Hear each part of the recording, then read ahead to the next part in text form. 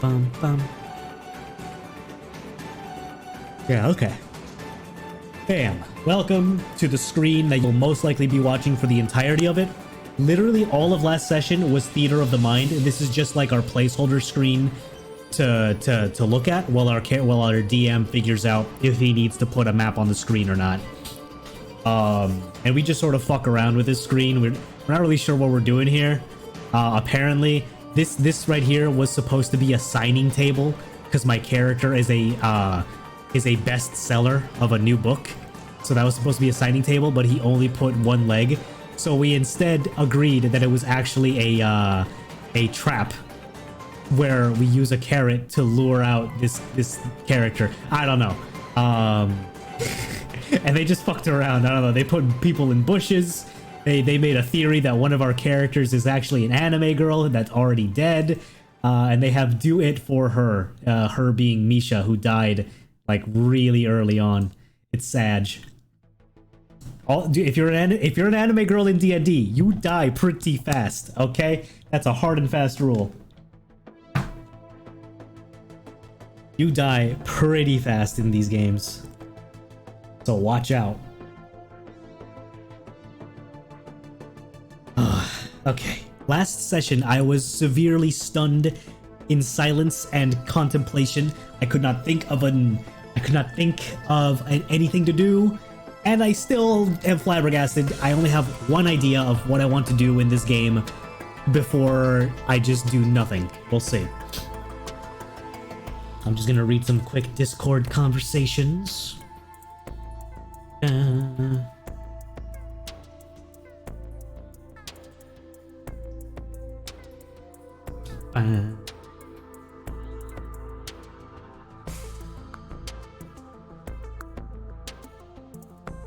Ooh, mechanical questions. Ooh. Alrighty, and then I'm entering the voice chat. Cool. So, if anybody joins in this chat, I mean, they'll know that I'm streaming and then they'll be ready to go. Ugh.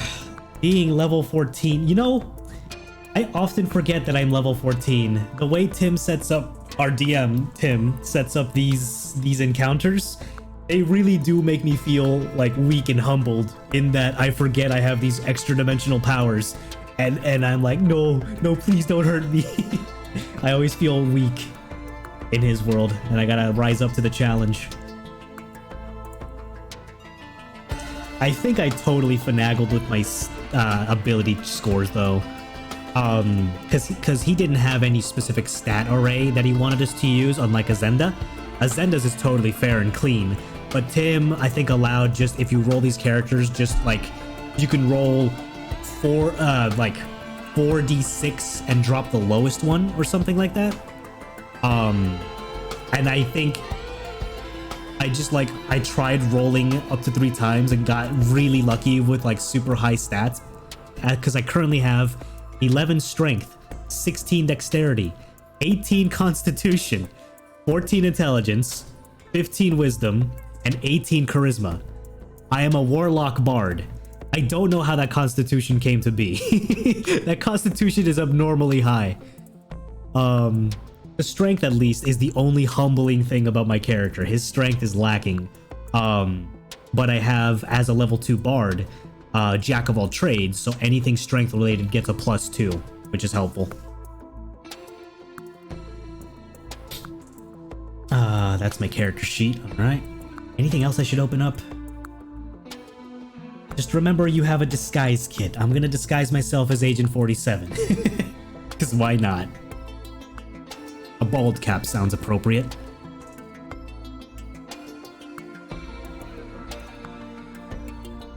And I think the whole session will be Theater of the Mind until we get into combat. And I'm sure Tim can rig up a quick map for us. I literally put the idea out there once I realized that I had the disguise kit. People were talking about, okay, but what if we do go ahead with assassinating the king and queen in this weird Back to the Past, Back to the Future scenario? And I just got into my head, this is just an assassination mission. Okay, well, my disguise kit has a bald kit. I've decided. And then I posted a picture of Agent 47 smiling. That's all I posted.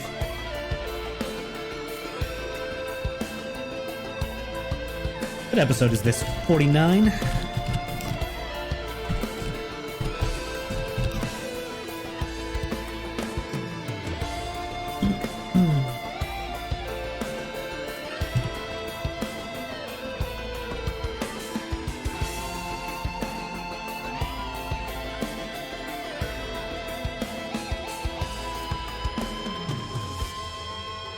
I am very early and still broadcasting. Yeah, I know. I'm changing it up at the moment. Thank you for calling it out, Prime. I will see you soon. Am I very early? Don't we start at 1? Don't we start at 1 though? Am I crazy? Am I that early? I don't think I'm that early.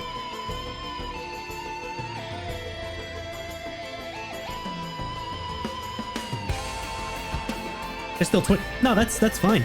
25 minutes is exactly what I go for. Yeah, it's changed.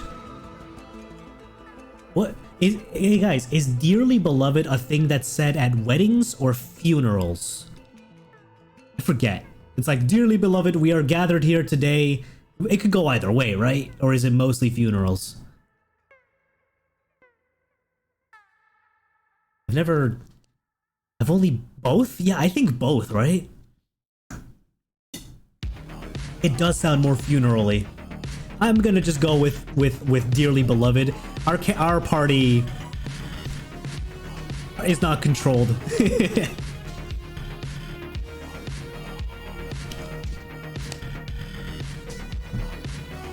I have a hard time guessing what the fuck Tim's gonna do, so my titles are sometimes wrong. My last 2 titles have been The Witching Hour, and we have encountered no witches. It's bullshit.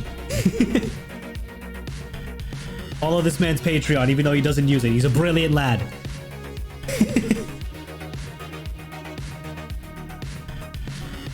Oh, Andrew, you should have been here earlier. We actually did the Saitama special. We did those. Way over there. You see them? Way over there. We did those. You should have been here.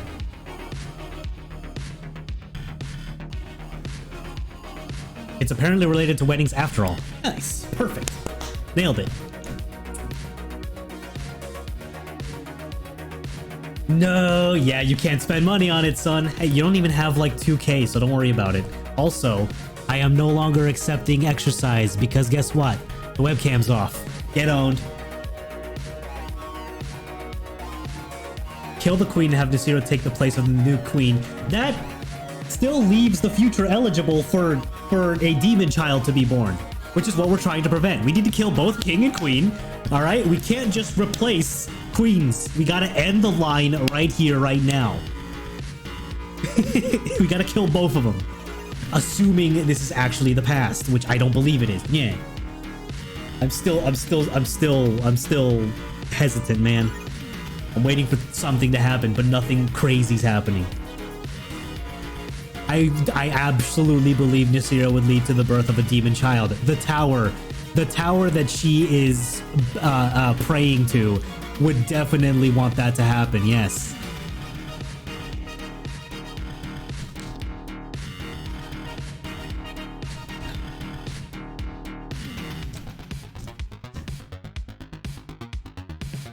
Polymorph. Stop. We are not replacing queens. I am not okay with this. I am not okay with this. No way. Get in chat, you fools. Quit blasting me in my own chat. Get in the voice. Come on, join the party.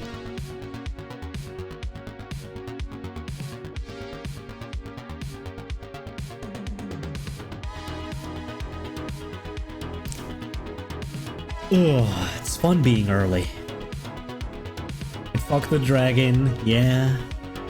None of which Nasira has shared, by the way. She basically has the equivalent, the relative equivalent of Clyde's information gathering per level, except for her it's reality bending. But we know nothing, next to nothing about that.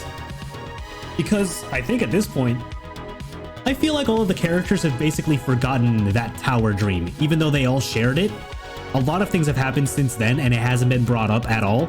that we've pretty much forgotten that it was an event, or at least an impactful one.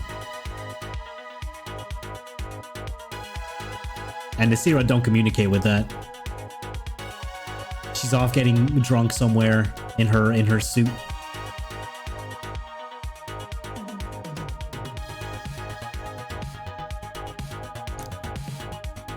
I feel like we switched buddies in this buddy system. Duncan and Nasira are off like in the snack bar, right? And poor Betia is alone because she's like constantly muttering to herself due to her madness. And Wanye and Baldrus are off to talk to the king and queen. I think we just switched buddies because Clyde is gonna walk back. He needs to change disguises too.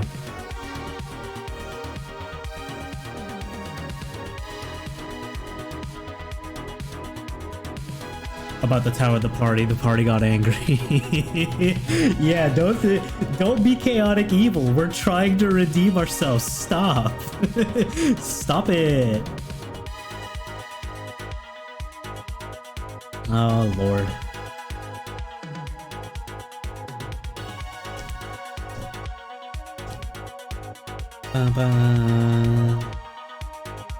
We just keep you around because you're the punching bag and you like punching.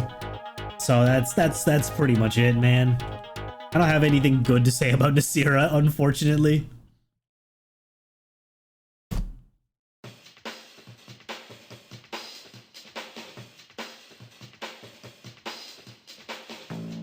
Like, I'm trying to be friendly in some ways, but she's gonna snap at any moment, bro.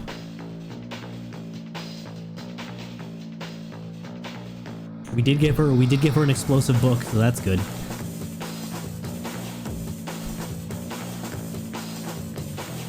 That was like a little birthday present, right?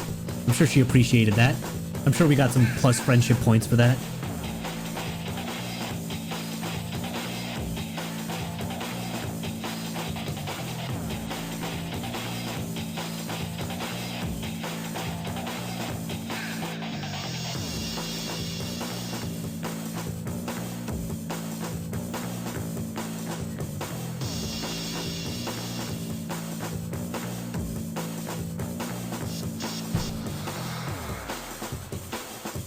I'm just preparing the music that might need to be used for today's session.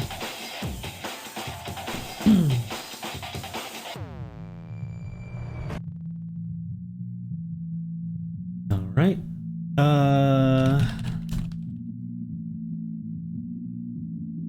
What else do we need? Oh, right.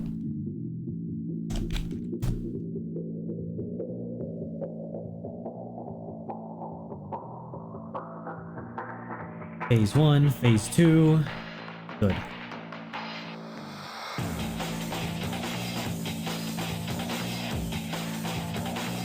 Alright. Let's prepare Skyrim music instead. This is more thematically appropriate.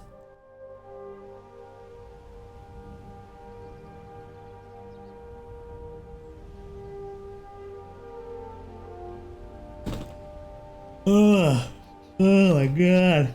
I just want to fight some witches, bro. They don't want to come out. They just enemies. When you get too powerful, they just don't want to fight you. They just do other things to avoid the fight. It's annoying.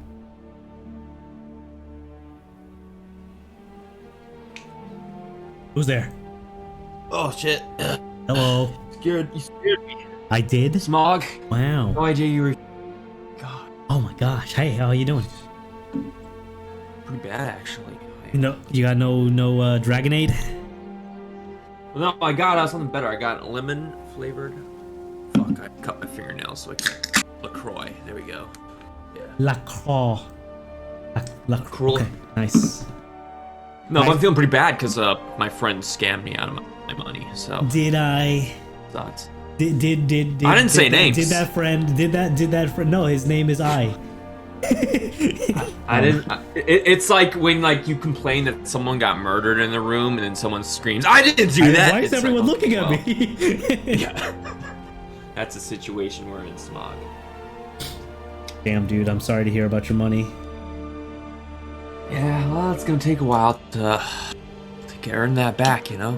Yeah. You're gonna have to AFK, watch your stream for weeks. Oh, interesting. You earn money from watching my stream. That's wild. Yeah, that's crazy. Normally, I'm supposed to get that money. Actually, I think I have a Twitch sub to send you, so let me do that. Let me, because I'm a good friend. Oh, okay. Yeah, I never said you weren't. I'm a good friend. I never said you weren't a good friend. You know.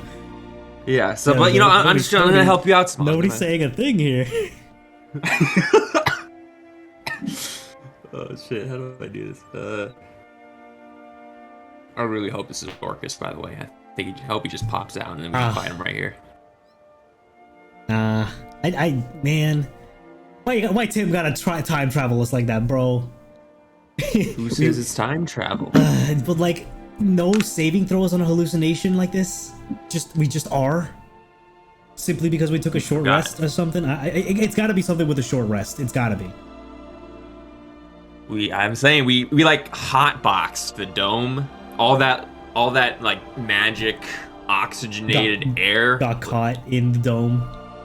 Yeah, we pretty much now we're just hallucinating, tripping out, or like vomiting on each other. It's yeah. That's but like I don't know. It'd be fucking sick if we did get sent back in time, though. We got to explore the updated map. It's not fair to have us be so paranoid that we can't do anything. Well, I can't do anything about it. Too paranoid, man. This is just like when he gave us a literal fountain of gold and we didn't act on it because we thought it would turn us into gold. At least that's what I thought. I thought that too. Yeah, I was absolutely schizoed out. And instead, just two literal who's. But it did turn out in the end. I got some of that money back in returns. Yeah, it was like a long-term investment. You know, you probably wouldn't have chosen to write that book if you had a lot of gold from the fountain. So in the end, maybe the die rolls in our favor. Or we would have just spent the gold totally irresponsibly and never have made more. That is also quite possible. And remember when we thought we were gonna kill Prodric and Knives in some way? Oh yeah, we thought we were gonna like steal their gold. Yeah. But now we have two like Shark Tank investors that love us. They love us. Pretty sure they love us. Maybe they just love us for our money. But they let us use their boat to commit crimes on, which was an act of love. Is that the boat you used during the long downtime? Oh yeah. Oh okay, cool. So. Yeah, how else did you get a ship? That's right. We were gonna jack one, but then Tim was like, "Oh, he has a ship right here." We probably couldn't commit crime. He couldn't commit to another session of you guys trying to steal a boat. Then again, Nasira gets like roll-offs for grand heists, so you know. And now you want to go back out. Now you want to continue the naval expedition into the ocean. Because you guys definitely missed something.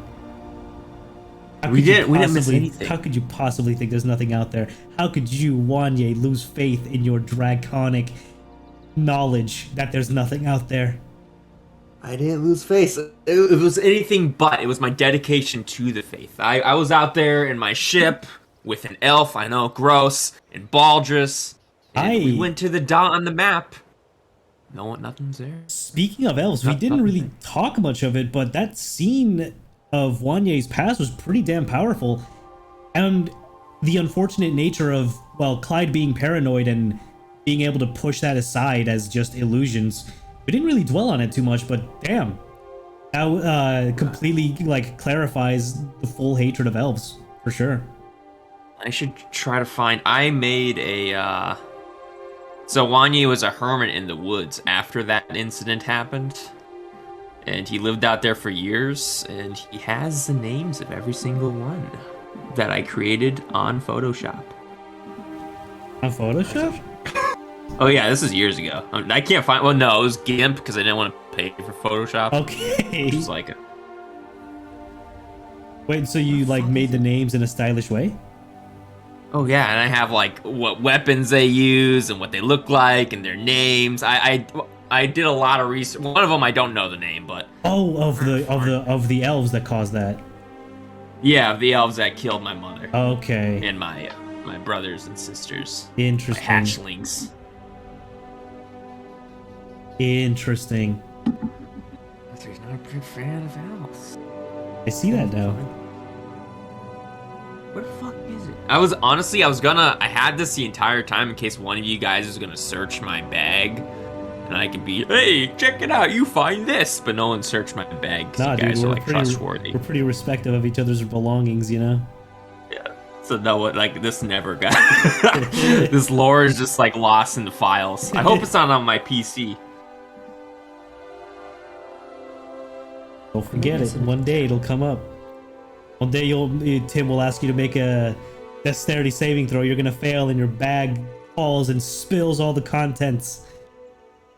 And your lore is suddenly all revealed. My professionally made lore Yeah. right there. Hey, Brandon. Hello, Brandon. So we're all forgetting the greatest weapon that we have. Friendship. No. Dear King and Queen, congratulations on the wedding. Pick a card. Yeah. That'll be pretty good. The rules say you have to consent to picking the card. I think That's I don't know why- if you're allowed to fake That's take it, the- right? Well, you can just be like, I'm a wandering magician, and if for some reason I'm here to present before the king and queen. Please pick a card. Hello, Jules. Alan, we're picking Jules a card. and Alan, today, hello. Yeah, just walk up to the king and queen and just draw a card. See what happens. Honestly, I was literally thinking about this, guys. We should honestly, the first thing, what do you guys want to do? I'm gonna say I draw a card, and I'm just gonna pick a card. Fuck me. You're gonna have to pry it from Baldur's cold dead body. Yeah, you did it too. Up his. Yeah, it's under my unremovable magical armor suit. So best of luck. Slash We know ways to get you to remove your Do you armor. have heat metal, Wanye? Not yet. Cast it on Baldur's so he forcefully removes his armor and get those I know it. cards. I know what spell I'm taking next, though. Although to be fair, Wanye has no idea what's in that deck, technically. Technically, but we have been told they are reality altering, right? Yeah, I'm pretty sure. At the very least. Someone lost their soul. I mean, that would be if any of you actually believed me, though. Why would we not trust you? Well, you didn't act like you believed. We just acted incredulous because this whole situation's fucking wild. Come on, like, Credulous, good word. if Nasira lost her soul, obviously the Sure. Great Black Tower would tell her. Yeah. Yeah, Baldur's, you're acting a little schizo right now, my guy. Why did that courtroom blow up? Why did that courtroom blow up? Yeah, I don't know. None of the other rooms blew up. Like Clyde's house was fine. Y'all even found donuts in the kitchen. Wanye's. I mean, I don't know. I I don't know if I would consider Clyde's house fine. Wanye's. Yeah. It was fine, dude. The Dead house was in people the house was in all pristine over the condition. It was the people, sure, but the house, Right. perfect. Let's just point out that for just about everybody, the entire party got to see their fucked up past. For Nasira, you don't know shit. Nah, we didn't see it. We already know Nasira's fucked up, so we don't really need to see it. Like, what's wrong with the cat? She's fucked up. Everything. You don't know. It's just she's fucked up. I wish Clyde I'm was gonna here. go grab a Coke. Yeah, I miss Quile. Quile was such a good character. Clyle, I don't know. No! God damn it. God damn it. Now we just need to see Duncan's mysterious and edgy past. No, we just saw that he really hates the undead. Just hates them. Couldn't even stand standing next to the one. Maybe this is Duncan's past. Ooh, we didn't think Oh. about that. Ooh. The Oh. last remaining heir of Asmidas. We never did ask how old Duncan or Betty are. It's rude to ask someone their age. Because Betya is a dark elf. Those live hundreds of years. Too long. Isn't Wanye like a zoomer compared to the rest of our group? No, he's like 20. No, he's 31 now, I think. I'd be up there mid-30s, I think. Clyde would be. I think Nasira is Oh, right. Yeah, Zoomer. she's definitely. Yeah, Wanya's 31 after the year skip, the time skip. I guess I would. Hi, be Tim. 34. Hi, Tim. Damn, now I feel bad. Tim's just sitting here. I didn't say hi to him. Yeah, you know. Okay. I hear the banjo. Is, Do you? Is he really quiet for everyone else? Yeah, he's a little quiet. Tim? Yeah, just a bit. Yeah, let me turn myself up. Hold on. Yay. I thought I was doing that so quietly. Okay, how about now? How about now? Better, Oh, way yeah. better. Perfecto mundo. All right, and this is also the new microphone, so I don't know if it's Ah, okay. Spooky. I I'm getting like bricked it. up listening to it. I Okay. need to EQ my Somebody microphone. ban this man. I mean, no, it's okay. Yeah, you got it, Chief. He's out of my chat. Plug him in. Andrew gets a notification on Twitch. You have been banned.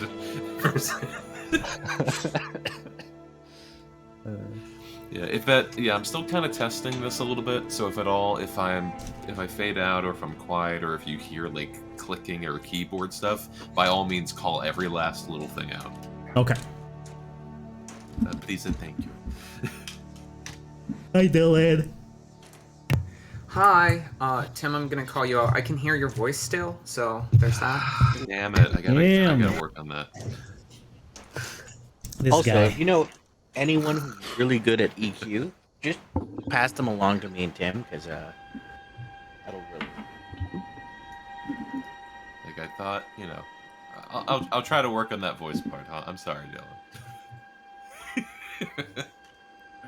Let's roll it. Yeah, we down. thought we were gonna have this session in a session chat on Discord. I was hoping we could just tap on our microphones in Morse code this session. To convey everything, yeah. Please no. Hold on. I was gonna do it, but I was like, no, that would be. So I was dying. I was excited and dying laughing seeing the flurry of messages of theory crafting and Yep. DMs going, Tim, what the fuck is happening today? Hey, Tim, Yeah.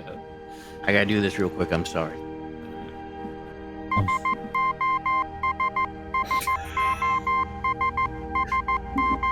That means SOS. Yeah. Spoiler alert. I have a flashlight that signals SOS, and when I climbed Mount Sai in pitch darkness with no one else around, I did pull it out. I did pull it out at one point, going, "Do I need this? Do I need this?" You get a flare gun, You like hear a red flare gun. You hear a stick break behind you. I need it. My brain just processed Morse code and a flare gun, and I imagined a flare gun that shoots in SOS. Like multiple flares come out of it in sequence. You can imagine in the countryside, they're like, "Oh, look at that, Billy! Someone's got some fireworks going on." Oh, look! We found another one. Okay. So here's the question for Tim: Yeah. being stuck in the woods, who would you meet? Who would you prefer not to meet in the woods? Actual cannibal Shia LaBeouf or Nasira? Ooh. Ooh. That's a good one. The Sierra wouldn't cannibalize you. Yeah, but So she'd that fuck you up. company. You would be dead You either did- way, so it's Pull your just... toenails out. That's she'd right. peel, I forgot she'd about peel that. your skin before you die. Right, yeah, I'd rather be eaten, actually. I mean, meeting both of them, I would die no matter what, but at least with Shia LaBeouf, I'd get an autograph, probably. It's about assets, Brandon. That's the main thing. Also, I don't know why you think Nasira would just randomly kill somebody in the woods. You know, I don't know either. Something to her first.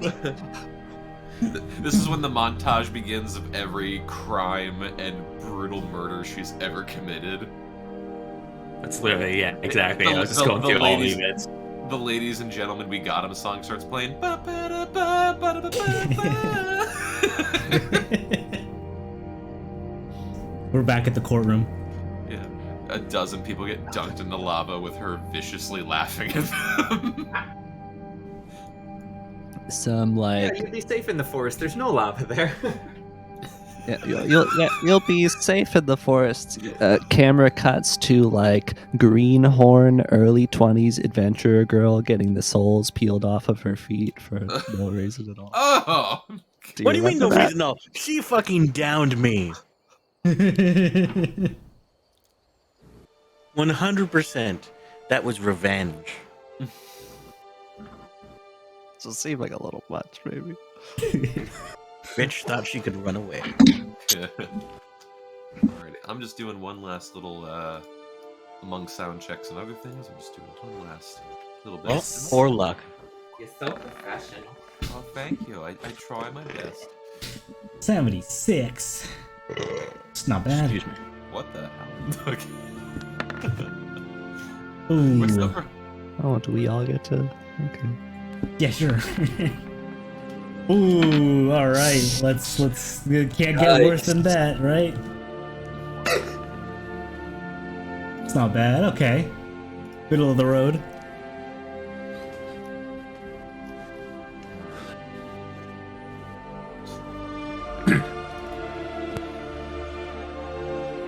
Alright, yeah. You guys are not going to be prepared for it today. I know I'm not prepared.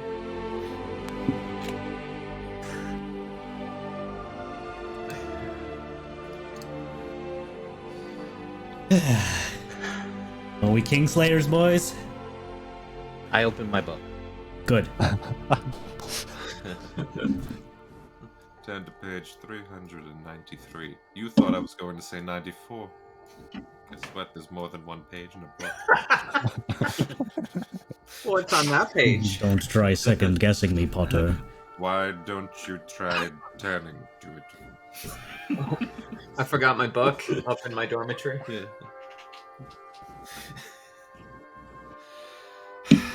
5 points from whatever house you're in. What if, like, Snape came to work drunk and he's just like, alright, we're gonna try something today. Y'all that remain moonshine. Okay. I'm gonna put this in our section chat so that people can watch it later. Because this is what I fear Tim would be like if he just wanted to fuck with us. Nah. You mean normal? Normal. Normal.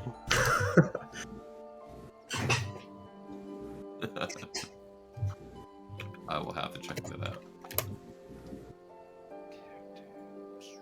Huh. Alrighty. Okay, well, I am all set up. If we're all ready, we can dive in. Yep. Yeet. Dive or die? Maybe both. Yeah. One, then the other. Die and then die. Yeah. Or if it's a Call of Duty dolphin dive, you dive before you die. Unless you anticipate dying, then it could be the other one. Alrighty. Well, if we are all set to go, hello everyone. Welcome to session 48. 48. We are almost at 50. This has been a almost 2.5 year long campaign, if not already. We're almost at session 50. That's insane. Yep. And what the hell will happen at 50? I have no idea. But anyway, We'll probably fight another dragon. let's arrange that. Anyway, so where we last left off, the party had made its way into Fort Worth and decided to jump down through a hole they created and a pulley they created into the catacomb and depths. That was a car in this recording. Just heard. Honda Civic like drives by. Okay, sorry, I'll pull it back. You guys had explored the catacombs, and as you quickly discovered, there was a creature down here, confirmed by Duncan as something that he was familiar with, but to some degree, that was creating fear. Some of it illusioned, some of it just in the mind to creep you guys out or try to throw you off your game. Some of it literally manifestating your actual fears. There were doors that took you to different dimensions or familiar places. Shutting the door would also just reopen it to a new location. But after exploring in the catacombs for a number of in-game hours or so, and being exposed to a number of traumatic and revealing pieces of information, you all found your way back at the beginning, detecting that the door to the witch's coven's cave or wherever they're staying in down here is most likely hidden or illusioned or something you need to look a little bit harder in order to find. You guys had short rest, and after the short rest, you heard faint music coming from the previous room upstairs with a ladder, a rope ladder. You all had climbed up to see an old party revealed to be years and years in the past, specifically the after party of the wedding between Redegir and Lenora Asmidas. At the wedding, among meeting other, famous guests or people, it was also revealed that this was the night that the land was given to Asmidas, or kingship was offered to Asmidas, as well as the name of the land, which he accepted. This was the beginning of Asmidas' rule, which would later lead to Luther Asmidas, which would later lead to Breaker, to Orcus, to now. So, everyone, now that we have all gathered in the, not ballroom, because it hasn't been invented yet, and for this, in the dining room, with the party one by one meeting the happy couple and new lordship of the lands, what would you all like to do? Just leave the Discord. Yeah, the Zero's out. Or no, that was Dylan. That was Betty's out. perfectly timed. Not intentionally, I have no idea what's going on. My audio cut. The entire Star Wars crawl of text just finished, and it's like, I don't want to watch this movie. As guests and nobles and some of the party is approaching the king and queen, Clyde will slip back to find a changing room to make use of his disguise kit, get himself more formalized. Okay, so you're gonna take some time to, stylistically match up with the times. Yes. Okay, and a lot of the color scheme of the guards and nobility here are different shades of deep blues with some accents. So you would come out in some form of cool color attire. Got it. Clyde would then head back to the room where they came from with the pit and approach. Is the giant window still, or mirror still there? The mirror has not yet been installed, no. Okay. He would at least approach some guest where the wall, where the mirror would be at some point. Chat them up and specifically ask, "Pardon if I may have your attention.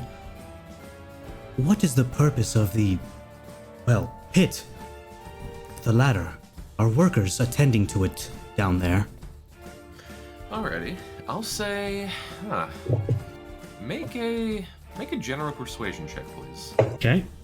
And this is for speaking with a multitude of people. Yeah. Oof. Okay. So, the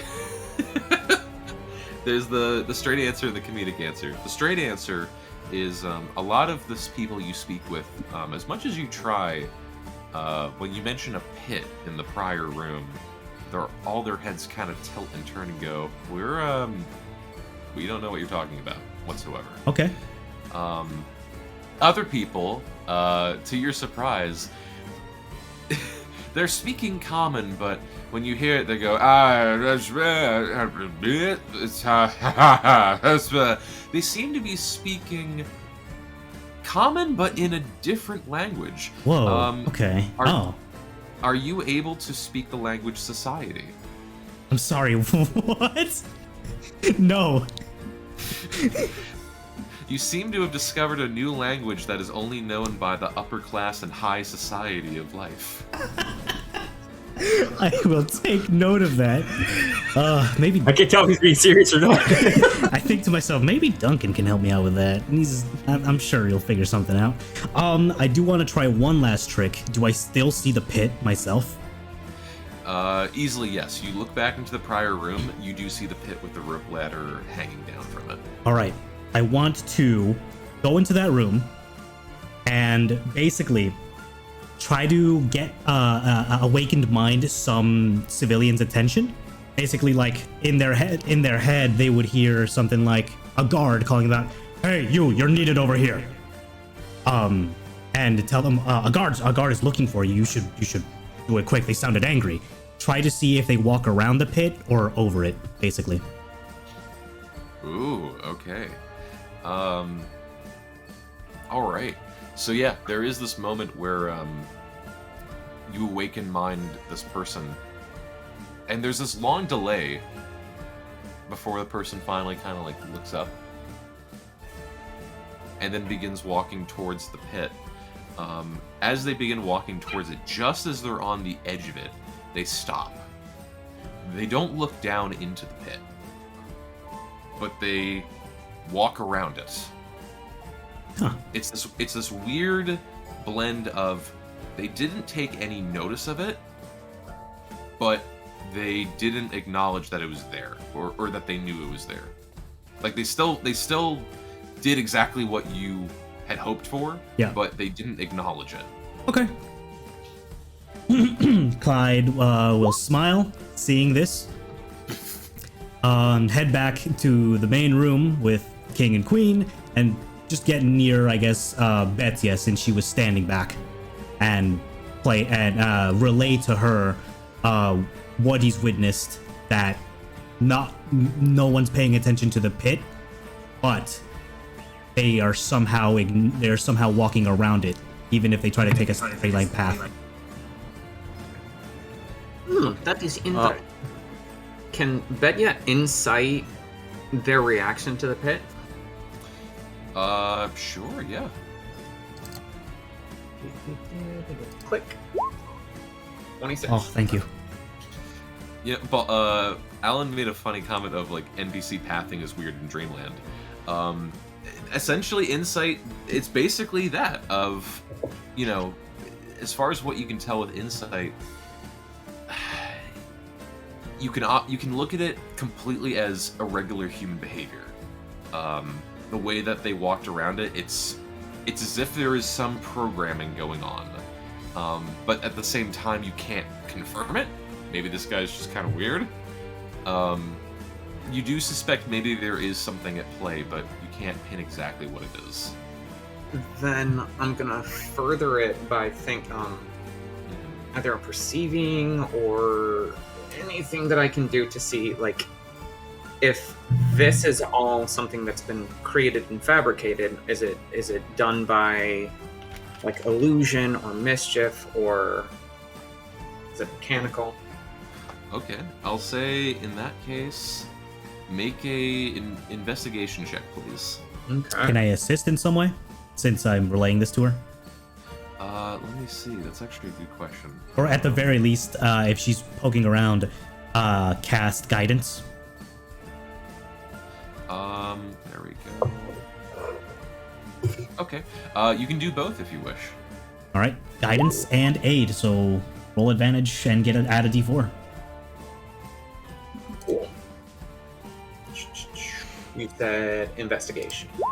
Boom. 18 plus 4. 21. Nice. All right. Dylan, may you please meet me in secret chat real quick?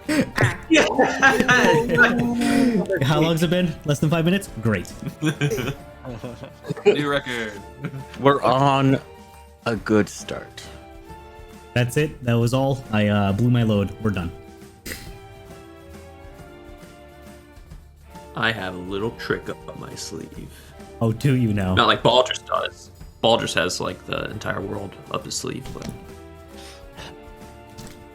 I have an inventory item that could be useful. And, just reality bending shit. Yeah. Isn't one of the cards you can draw from the deck of many things the tower? I'm sure it's not the same tower, but I think one of the tarot cards is the tower. That might be. Oh, it's like called the tower. Yeah, Oh, you inherit a keep, right? Or you maybe. something like that? Look at it. I know one of them just gets rid of all your worldly possessions. Leaves you like anything you own gone, any money you have, and objects on you gone. Basically, you're stripped naked as soon as you draw that card. We did some test rolls after picking up the deck again, and that happened to me the first time. Wait, when did you do the test rolls? Just like After the session? yeah, I don't think we were in chat. I think it was like sometime later. Oh, We okay, were okay. DMing about it. Cool. Nice. You just draw Our it. conclusion was we should all draw from a deck of many things. Yeah. See, like the reason I didn't draw the cards is because Mox. Is it Nox with an N or M? I feel like I think it's messed M. it up last time, and I was saying Nox, but I think it is with an M. Okay, pretty Or, sure. but doesn't he have a second name? Yeah, Mir, which is what Right. we were told. But I'm still like either or. The name apparently Mir is the more dangerous one to use, and we know what we're talking about when we say Mox, anyways. Right. Oh, I should have used the other name with Santa's then. Yeah. I forgot which one was worse, honestly. Oh, okay. But like, yeah, when Mox presented that deck, he presented it in like a mocking way, where it was like, you can fix all that you want in here, just have the quick and easy route, and Clyde just didn't like that. Hello.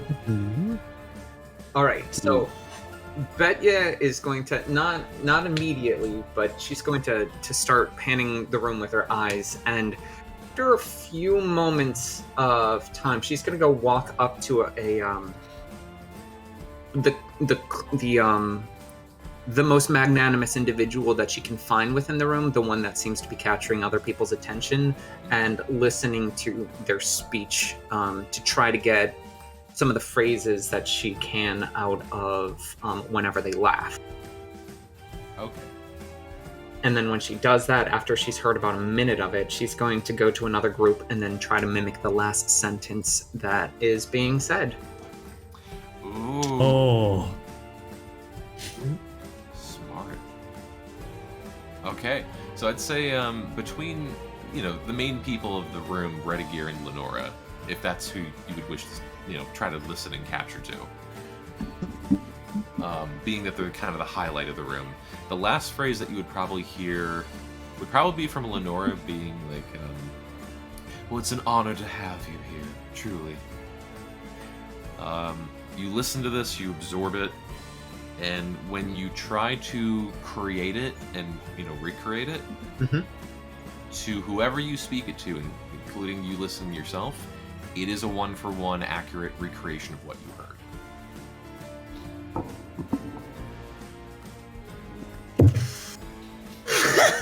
Okay.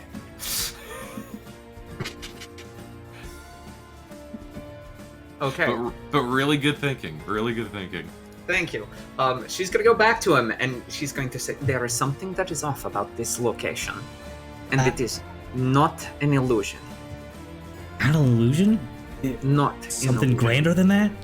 This is something different. It is something that is very mechanical in feel.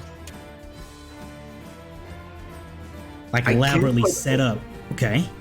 I cannot quite place it. Are these all actors then? No, I do not think that. I'm not quite sure. I am not sure. But if and when we get to our normal, she pulls up finger quotes, time, location, whatever you want, I'll get a little bit more information. I figure we can just do that by going back down the sewers and maybe opening up another door. It is possible, but we probably should get as much information or reaction as we can while here, because Well, let's see what these two chuckle fucks are doing as Clyde peeks over to Wanye and Aldris approaching King and Queen. Yes, the chuckle fucks. I love it. As Wanye and Baldrus are walking over, just before we dive into that really quickly, first off, Nasira and Duncan, what are you guys doing right now? Am I still constipated? Funny enough, please roll a Constitution saving throw. Oh dear. Please. Okay. You are in fact still constipated.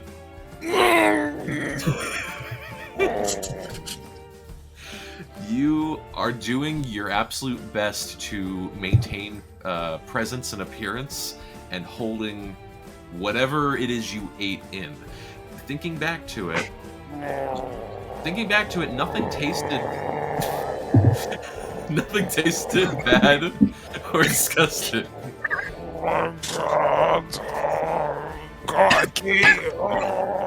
Yes.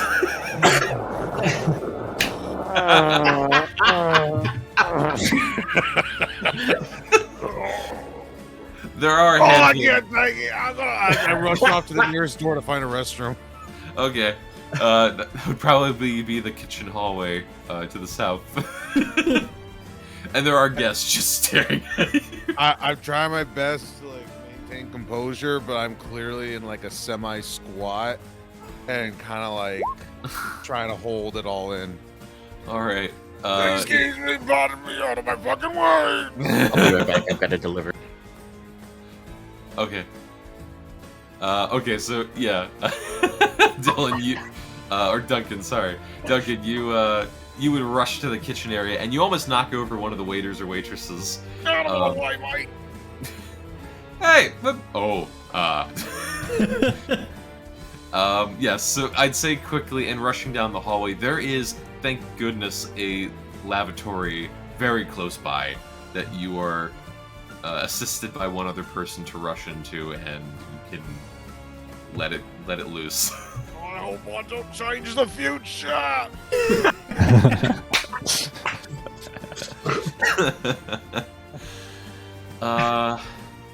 Alrighty. Make one more Constitution saving throw, please. Actually. Okay. You, for the time being, you are much relieved, absolutely much relieved, but you still feel quite off, and you still feel that something is still not agreeing with you. You take 3 points of poison damage. Okay.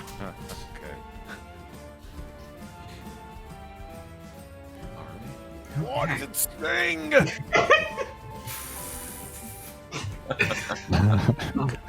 This food is 400 years old, Duncan. Alrighty. And Brandon, when you were ready, what would Nasira be doing? You know, or is there anything specific you'd like to investigate or try?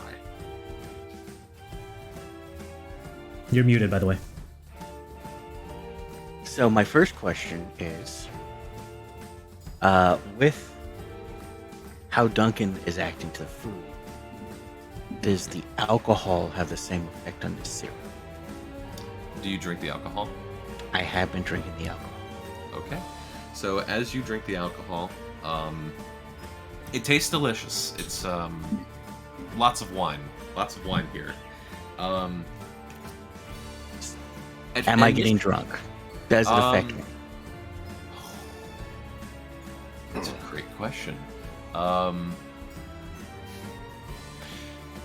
Make a Constitution check. Just a general, not even a saving throw, just a check. 20. Fantastic. Okay, Nasira, you think about it, and you wait a little bit, and you've been around Jangle work in a pretty number of crazy places, so you know when you're about to get your game on. Great note. You do not feel drunk. Try as you might, and as delicious as the luxury of alcohols on the menu are, you are not getting drunk in the slightest. Okay. So after determining that it's not going to get me drunk, I will have stopped drinking. What I have drunk, what's the effect of it? Okay. Okay, so you stop drinking, and again, absolutely delicious. There's no argument in taste.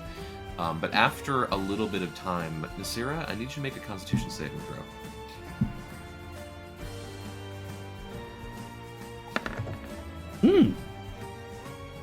Okay. You feel fine. Excellent. I am Nasira in a stolen red tuxedo is going to march over back to the rest of the party, rumbling. When I get there, I'm like, the alcohol here sucks. It doesn't work. I don't like this place. I need to hurt someone. As soon as we figure out what the hell's going on here, and I'm sure you'll get your chance. Try not to eat or drink any more of whatever's here.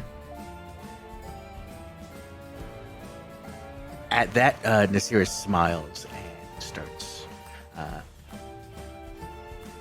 slowly wringing her hands.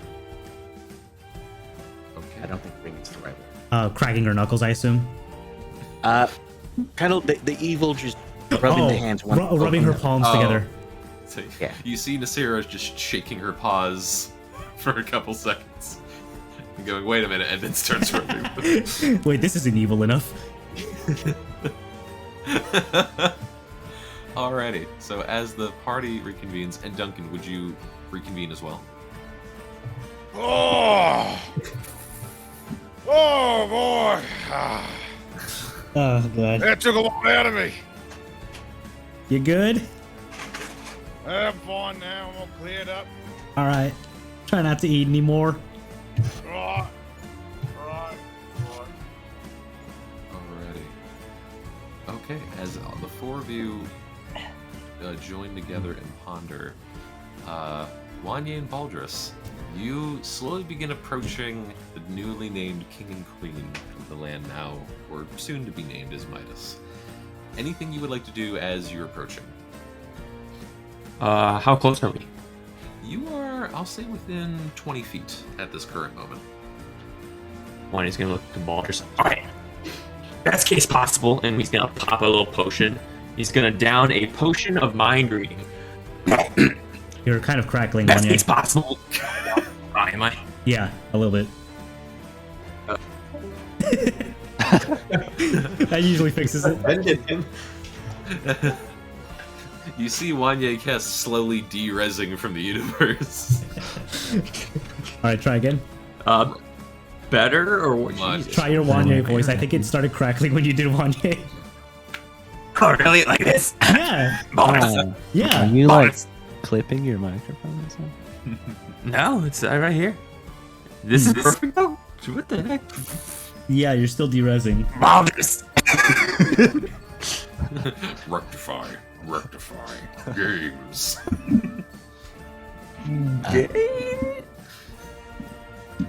I could just LARP as Wanya in a normal voice, just kind of version breaking. Sure. Sure. Hello, Baldrus. Hey, man. Best pal Wanya. Look, this whole renegade guy, you know, I think best case scenario, and Wanya's gonna take a potion of mind reading, he's gonna pop it. Best case possible, Baldrus, we find out what's going on. Worst case possible, we get a signature and sell it. We'll be so rich, Baldrus.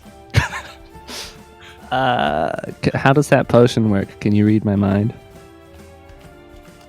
Let me display it. When did you get that? Yeah, what did you? It was when we first entered Fort Worth, actually, and there's a chest. Oh, wow. Got this potion and another potion of Spirit Guardian. There was. Does it sound better? I guess. It's yeah. I mean, yeah. I like how Wanya Kest is like, hold on, I'm gonna try and sound proper. Hello, Baldrus, how are you doing today? Like, the perfect ASMR. Baldrus just recoils like. All right. So you drink the potion of mind reading. Wanya, what is it that you are? What is it that you're hoping to achieve? If I was within 30 feet of him, I was gonna try to just see what's on his mind, and I was gonna start shouting questions at him. Just Because like press conference. Are we still trying to convince him that his son's going to destroy the future? I'm asking that's this. in the book. That's in the gift section, Baldrus. Right, okay. We got that taken care of. Well, we're going to tell him that that's what it says, because he's obviously not going to read the book right in front of us. I don't think we have time to wait for him to go sit down. Alrighty. So Wanya, you drink your potion of mind reading, and you stare intently into the king and queen, specifically the king, and the feelings begin growing in you of curiosity, maybe even anger. At that, this is the crux of what is to come. You attempt to read Redegir's mind, with no effect. Ooh. And if you attempt to try to read the mind of anyone else in this room other than your parties, you are not able to read anyone's mind. Baldrus. Yeah. They don't have an internal monologue. They're just they aren't thinking anything. Nothing at all? Look, and I'm gonna point to some dude in a tuxedo. He's mouthing words right now, right? Right? Nothing going on. He's not thinking like, oh, am I saying the right, like I'm constantly thinking of stuff, always. Well, that's anxiety, but that's a separate thing. This guy is not saying anything. It's these. I'm gonna look to the guy next to me and kind of give him like a little punch. Mm-hmm. Hey, We just, see, nothing. Not turn around. Nothing in his head. Wanya's gonna turn and try to find the rest of his group, and he's gonna do like a cutthroat sign. Uh-oh. Would any of us notice this? Most likely. All Most of you. likely. Is he saying what I think he's saying, guys? I pull out one of my pistols and I just kind of point at it from across the room, like, huh? Wanya's gonna look to Baldrus, kind of give you like a shrug shoulders. Baldrus also kind of shrugs. Miming Wanya. I point at the nearest guest and fire.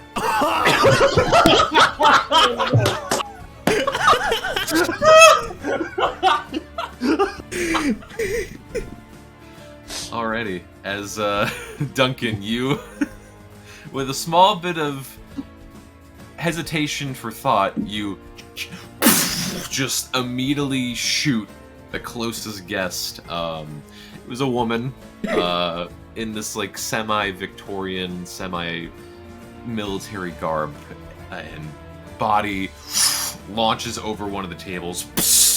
Everything scatters to the ground. The commotion in the room stops completely, as every head in the room is staring specifically at Duncan. The music has stopped, the chatter has stopped, the king and queen themselves have stopped. I look over at who are the two that are across the room? Baldrus and Wanya? Wanya. I look over at Baldrus and Wanya and I literally just shout, "Is that what you wanted?" Wanya holds his head and is like, "Oh," and casts message. No, that was not what I wanted. Does the lady look like her head just got blown off? Like, Are robot parts flying? is it a realistic? Yeah. Judging We're in by, Westworld now, guys. I'll say, for whoever asked and wants to peer, perception check, please. Yep. Or actually, Oh, come on. I'll say, you know what? For the four of you, for those who rolled of the four of you, perception's fine. We can keep that. But if you also want to roll investigation, so the only Baldrus, Wait, what? It's the same for me. just because you're farther away from who Duncan shot. Oh. Wait.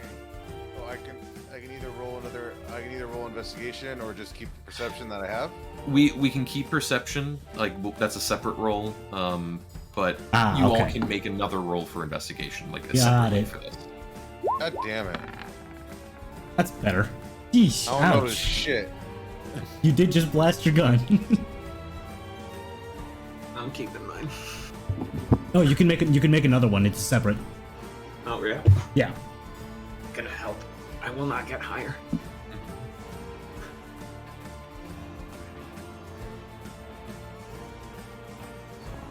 Sorry, did Betty or Duncan, did you guys roll investigational? Sorry, I don't have my game glitch. Yeah, I got nat ones on both. Oh, Just perception. I'm sticking with my 26. okay. So Clyde, for what you can see,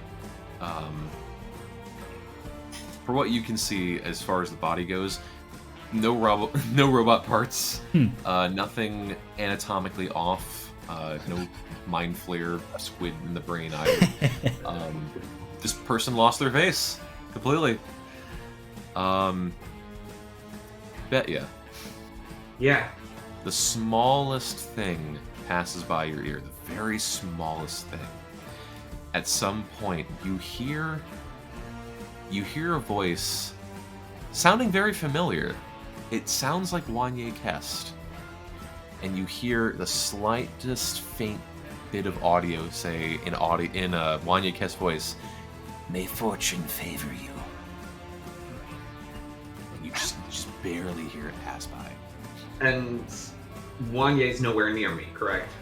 Correct. This is bullshit. Yeah. Reactions of all the other audience members, do they make any motions, or are they just standing? Judging around, some of them do have faces of surprise and shock. Some of them have bland emotions, and no one seems to be approaching any of you. Should I shoot someone else? One, he's gonna look at you, and he's gonna look at King Asmidas. Oh no, I got this one. And one, he's gonna take out his amulet, the Talisman of Ultimate Evil, and he's gonna dangle it right in front of Lord King Asmidas. Hey, guess we're not getting that signature, Baldrus. And he's gonna use a charge. When did you get that? Okay. All right. Let's see. What the fuck? Bonic's a nice guy, remember? I don't. Oh, is that? Okay, I remember now. Okay. How did he give that to Nasira? That is quite an effect. How did he give that to Nasira, huh? He rolled a 19. Yikes. Uh-oh. Well, and I mean, with additions and numbers to it, he got 19. Oh, shit. So, He fails. yeah. So you all see as Redigir's Midas instinctually burst into flames, into this flaming, fissure opens underneath, and without, with only maybe a second total, just incinerates, leaving no remains behind, and is dragged into this fissure, this fiery fissure that opened up beneath him. Afterwards, there is no trace left behind, and as far as everyone else in the room, a couple people look over at where Redigir was standing, and then just look back. No change in motion. Not even his wife. Not even his wife. Alright, they could try a little harder. Y'all just want to go upstairs and see if there's something hidden up there? Yeah. I'm gonna use one of my divine senses. Okay. See if there's anything celestial, fiend, undead. Well, Hey. Okay. Just in proximity. Yeah. Okay. Let's see. Celestial fiend or undead? Great question. no aberrations. Not yet. Oh, okay. You want me to?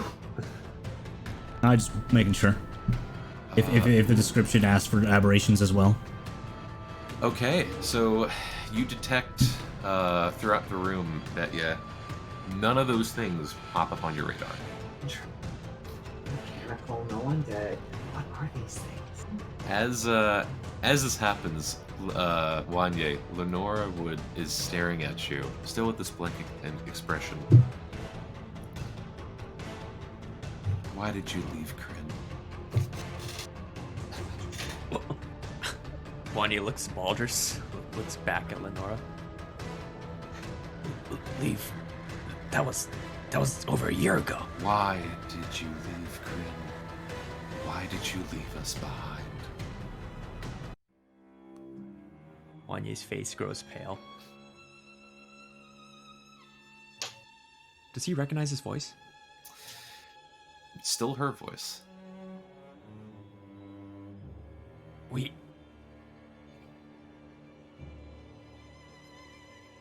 Cowardice. With the small bit of hesitation, there's others in the room. Why did you leave us, Wanye? Why did you leave us, Baldrus? Why did you leave us, Clyde? Do we hear them? I just heard my name. All of you would be hearing this, and the voice is like moving throughout the room. It's as if Is it to all of us or just the names you've listed? It wouldn't mention Duncan or Betya. And at one point you hear, "Why would you leave us, Balasar?" Oh, he's not even here. Thanks, Probably attack. This was probably pre-recorded. We should probably attack. Sure. We should do. I'll We should Eldritch Blast the nearest 3 people.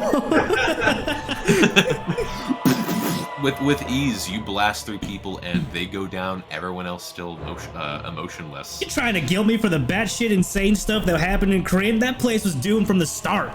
We left out of self-preservation. One of the voices speak up. You promised. You promised. And then one person in the room, their voice brings up completely identical to Wanya Kest. May fortune favor you. Is that something you said, Wanye? It's been a Wanya's year. trying to think. May fortune favor you. Let May this fortune favor you. And like one by one, it starts echoing from person to person in the room. And you, and you, and you. I'm helping. All right, and then at one by one, Wanya, you look back at Lenora, and you see her face beginning to shift, and God. the cheekbones begin to widen. The face begins getting more sunken, but then regrows again. And after a period of time, for Wanye, Baldrus, Clyde, and also Nasira, I need all of you to just make standard intelligence checks. Is this gonna be the kid that was dying of fish disease? God. Should have got those harpy tears. Why didn't you say to me?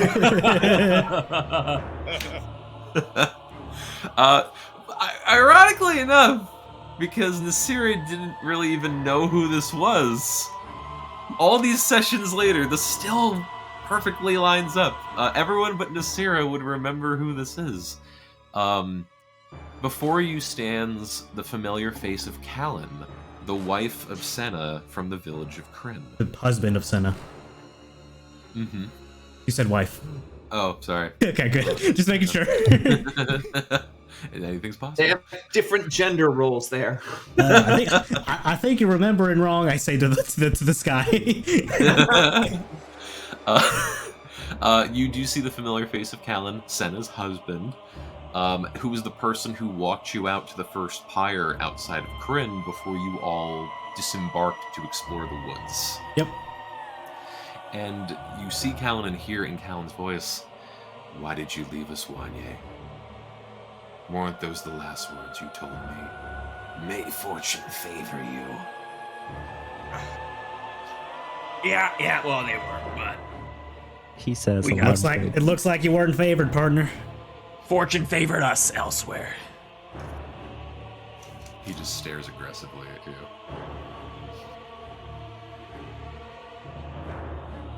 Now, if you wouldn't mind cutting off these puppeteering tricks and showing yourself, Clyde starts saying out to like the room. Maybe we can get some talking done. As you say this, all 6 of you feel this pull in your chest, and you're not lifted off the ground, but you feel straightened. I need all 6 of you to make a wisdom saving throw. Oh, yeah.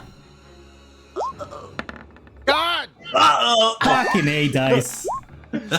Wow. Wow. Oh god. Everyone fails. Yep. Yay! Yay. All for one and one for all. Oh, okay.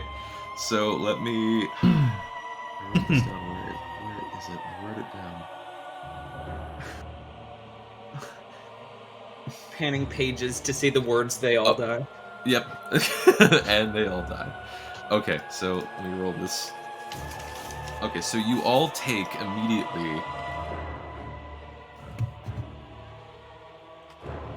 Okay, you all immediately take 14 psychic damage. As you all hear this just ping, just ring through all of your minds, and as this hypersonic, high-pitched ring goes through all your ears, you all hear the same voice. May fortune favor you. May fortune favor you. May fortune favor you. As the walls and tables begin morphing or disappearing or becoming desaturated, as the room begins to fade, you look to the previous room and see it begins to fade. You realize perhaps more investigation and insight can be done if actual time traveling was done, but at the very least, a very powerful illusion that involved all 5 senses begins fading around all of you as the room begins turning into modern day.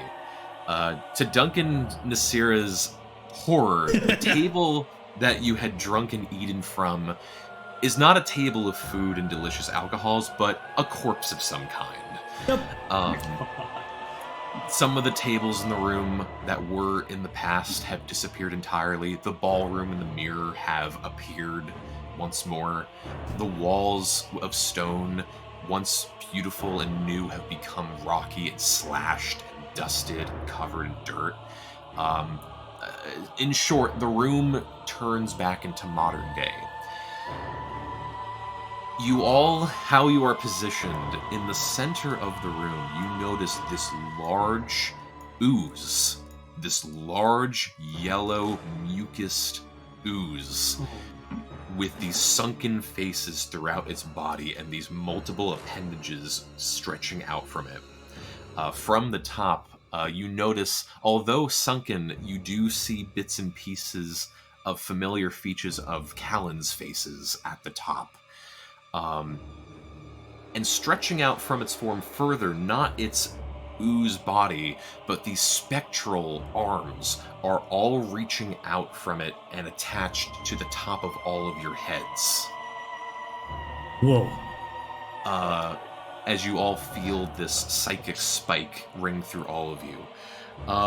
As this happens, before we roll initiative, I need all 6 of you to roll a d10 each. Alrighty. Just to make it clear, that creature takes 7 damage for hurting me with psychic damage. 7 damage. What type of damage? It just says the same amount, so 7 psychic. Okay. If it halves it, it does. It's a weird feedback loop, but yeah. Alright, you send the psychic force back to it as a ping-pong reverb effect. It does not affect it in any way. Okay. Okay. Alright. This is gonna be insane. So I'll just go through this one by one. Bet ya. This more psychic arm that is grabbed around your head, you feel this tension grab at you as you try moving away or doing something, and you cannot. You are grappled. So let me just do this. I'm not sure what symbol I could use for this. I'm just going to use just the cancel symbol. Next up, Wanye. You, similar to Betya, you feel this form grab over your head, but some of it stretches to your other parts of your body. Oh wait, actually, my apologies. Let me back this up. Betya, it is grappled, but can you please roll either an athletics or acrobatics check to try and break from the grapple? 23. Okay, easily. You are not grappled. Excellent. There we go. You foresaw what was going to happen. Wanye, similar to what happened at Betya, but even more so, you see this arm trying to restrain you. I need you to make a strength saving throw, please.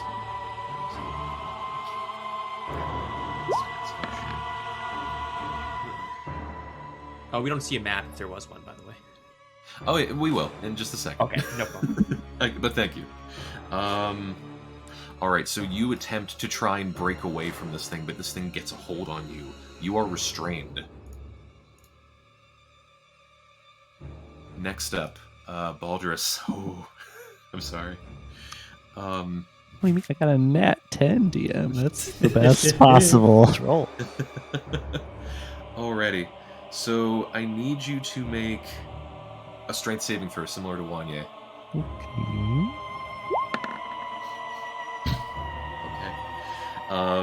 All right. So you do not get a condition applied to you, Baldrus, but you do notice the hand on the arm on top of you. It quickly lets go and then it attaches to one of your limbs. I need you to roll a D100 and a D4.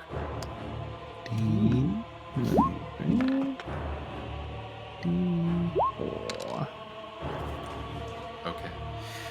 The arm moves swiftly to the bottom, your left foot, and it becomes physical as it latches onto you. It starts just at the base. It's not really much of a hold on you, but then you begin feeling it burning and moving. Oh. It is attempting to consume you and absorb you into its own form. Oh. Guys? You may need to do some saving throws at the end of your turn, or get some strength checks from another to try and escape whatever is happening to you. Okay, so let me mark it. I'm gonna put a skull on you. Duncan, I need you to make a funny enough, another Constitution saving throw, please. Not again. Fuck. Oh my god. As you shit your pants. Funny enough, this thematically works. This mind spike pierces into your mind, and you just feel this tension go throughout your body. You have become poisoned. And even more so by the just by what you've been eating or drinking for the past amount of time. Almost done. To Clyde, I need you to make a Constitution saving throw as well, please. Okay.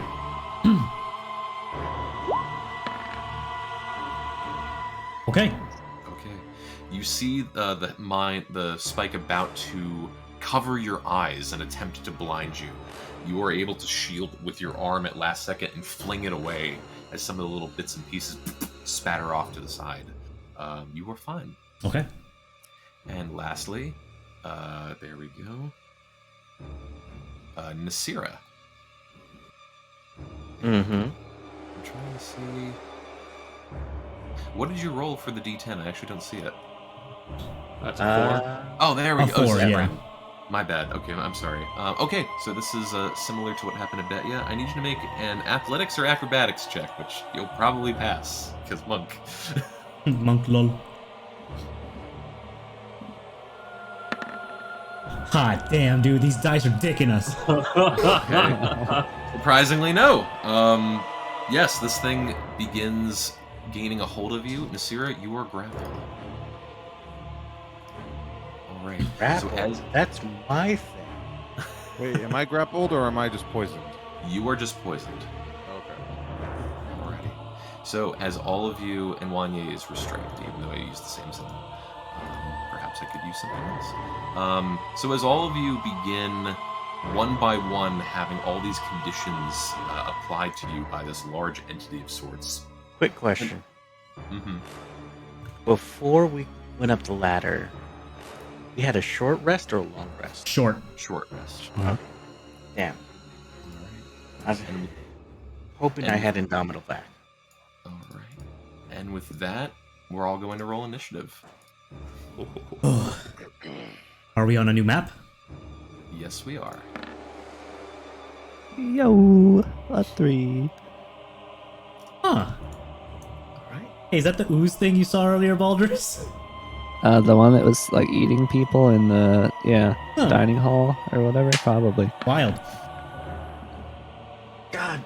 This is definitely the room that it would have been in. So, yeah. 29. What the heck? Right? Am I right? Holy shit. Jeez. And then Duncan has 11. Who am I missing? Betya has 13. I don't like that mine is a skull and crossbones DM. It feels like foreshadowing. Depending what happens, it might be. Be careful. I'm missing one person. 1, 2, 3, 4, 5. Baldur's, of course. I got a 3. Oh, fuck. Actually, in a way, that's a good thing. Plenty of time to save me, guys. Exactly. Everything's gonna be okay. All right. Top of the round. Clyde, you are up. All right. Not restrained, not anything, just pushed away some weird spike trying to blind me. Bonus action. I am going to apply Spirit Shroud onto myself. I might roll damage, but I simply... okay, it's going to roll damage. I'm just going to display on VTT. I will surround myself with Radiant Energy. And as an action, attack it with Eldritch Blast. Okay. Do I get disadvantage? Am I like in its range or anything? Disadvantage for... Attacking with a ranged attack within its range or something like that? That's a good question. So, what's the range of your Eldritch Blast normally? Is it 5 or 10? Eldritch Blast is 120. Oh, it's 120. So it's more if you're within like melee range. So Okay. if you're 10 feet away from it, so I'll say no disadvantage on this. Okay. I will begin blasting. Let's do 1, Start blast. 2, 3. Let me hold on. Thank you for the patience. I'm just double checking one thing real quick. Okay. So let me see. 2 of those hit. 2 of those hit. The 15 physically hits, but doesn't do anything. Got it. It takes 10 force damage. Alright. And as the force blasts into its form, this form is so large and gelatinous that it actually takes the impact well. Force damage is not as strong as you think it is on this thing. Alright. But still effective. I follow up with 26 radiant damage. 26 rate? Okay, that will definitely carve into this quite a bit. Alrighty. Alright, that seems to work. If you got anything psychic, this thing seems to be immune to it. And my Eldritch Blast ain't as powerful, that's surprising. But, Duncan, you got any holy magic on you? Pump it full with it. And I'm gonna try to step back. 30-foot movement speed. 10 feet over here. 10 feet over there? Yep. Okay. You're going to trigger an attack of opportunity. Okay. Because its one attack has a 10-foot range to it. Gotcha. Alright. So one of the arms steps out from it, and it's going to try and use its pseudopod attack to hit you. Alright. Let me see. Plus, how much did it hit? 16 to hit. Oh boy. I'll give it a shot because I rarely use this. I'm gonna try to use Entropic Ward to make him roll again at disadvantage. Or Okay. make him roll again and take the lower result. Gotcha. He rolled higher, so still 16 to hit. Okay, so yeah, that hits. Okay. Alrighty, so you are going to take a bit of damage. Let us see what it is. You take 14 points of bludgeoning damage. Okay. As well as...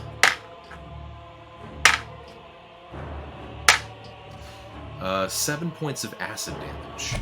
Got it. As this massive arm just bats you completely to the ground as you try slipping away, as the sticky yellow ochre burns at your heels. That's a familiar feeling. Ah, fuck. That's his turn. Alrighty. Next up, the man of the hour, Wanye. You are restrained currently. Is there still a tentacle on my head, or? Yes, there is a spectral tentacle attached to your head. Wanye's gonna try grabbing it, realize it's spectral. Unhand me, slime! And as he says this, you see fire start to come out of Wanye's maw, and he is going to use a bonus action to cast his fire breath. Alright. I lose Spirit Shroud. Okay. Alright, and then for dexterity saving throw on that, it has a 7. Oh, that fails. So how much fire damage total? 17. 17, okay. So yeah, you just light up the form, and parts of it immediately begins popping and bubbling, as it seems like the ochre has some vulnerability to it, but in order to... This is more flavor text. It has a vulnerability to fire, but it's smart enough to eject part of its form away to be destroyed, so the rest of it doesn't catch on fire. Wanye takes note of this as he is still restrained, right? Is there... You are still restrained, yes. Is there any way I can physically break out of the restraint? Like, can Wanye try to jump out, or does it look like it's a condition that's not going away? So as far as this goes, it looks like a condition... It looks like a condition that's not going to go away. Well, yeah, Wanye kind of flexes. Yeah, I don't think we're getting out of this too easy. And he's going to start blasting his veins. They glow a different color now. To the clerics in the room, bet you might realize this as celestial white pure energy exudes from Wanye's hand. He is going to cast Guiding Bolts at level, let's say... Let's give a level 4 Guiding Bolt. Yo. Yeah, let's go. What? Okay. 23 hits, yeah, sorry. I have to cast a disadvantage, right? Because I'm at... You're restrained? Correct, yes. Sorry. No problem. Yo! You're gonna see this. I don't know why it's rolling so much dice. Oh yeah, he does. For some reason, it doubles his dice rolls. I don't get it. Yeah. 14 Bahamut damage. Blasts into its form. Man, that rolled low. Alright, 14 Bahamut damage. You charge your blast and shoot into its form. As you shoot at one of the faces that says, "May fortune fail," as it just disintegrates. And that's all this thing is saying over and over again throughout combat, by the way. Oh, that's terrifying. Wanye looks to Nasira. Good luck, and ends his turn. I would laugh if you said, "May fortune favor you." Shit! Essentially the same thing. Alright, it's something I forgot because the form made physical contact with Clyde.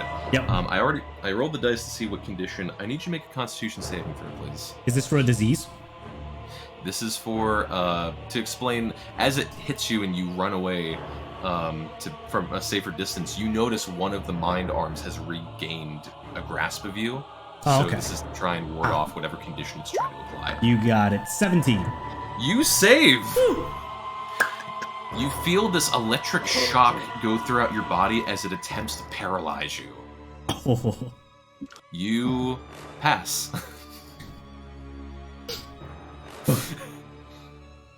All right, Wanya, is this your turn? Oh yeah, I ended my turn. All right. Next up is Nasira. You are grappled. All right. So, is attempting to break a grapple an action or movement? To break a grapple, it is an action. Yeah, it is an action. And it would be your athletics or acrobatics versus its athletics. So first, I am going to bonus action and rage. Okay. Then I will attempt to break out.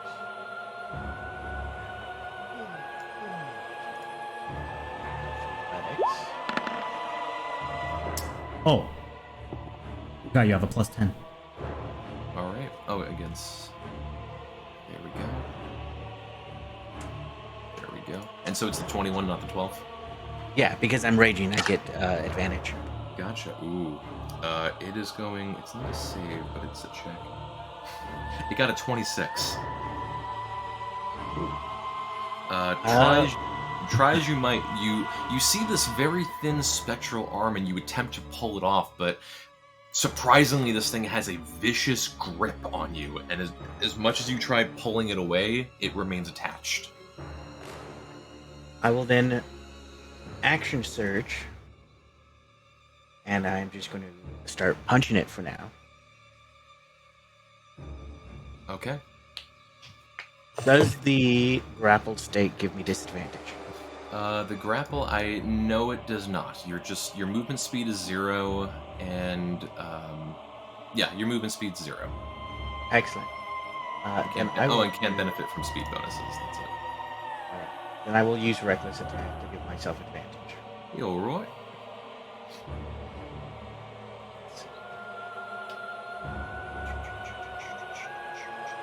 I don't know what it is.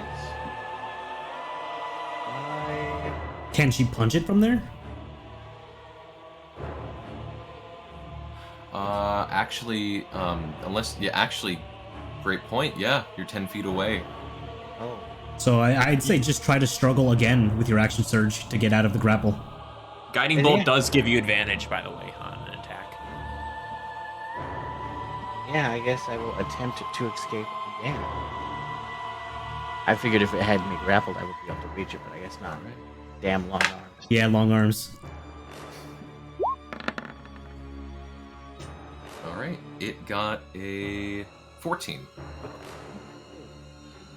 So you have tried again, and this time just kept the strength going as you finally break free of the spectral yet physical arm in a weird way. You are no longer grappled, and you can run or do what you will. I'm going to walk forward. Okay. Maybe not there. It theoretically shouldn't have any reaction since it attacked me for now. Correct. And since I've used my action twice, and neither of those were attacks, I do not get any extra attacks this round, and I will have to end my turn. All right. Betya, you are up. All right, Betya's gonna start 1, 2, moving over here. She's going to place her hands on Duncan and mutter a small incantation while her mask glows shortly with a little bit of moonlight, and she is going to cure him of poison with a lay on hands. Hell yeah. Nice. Yeah. Oh, sorry. No, I meant to.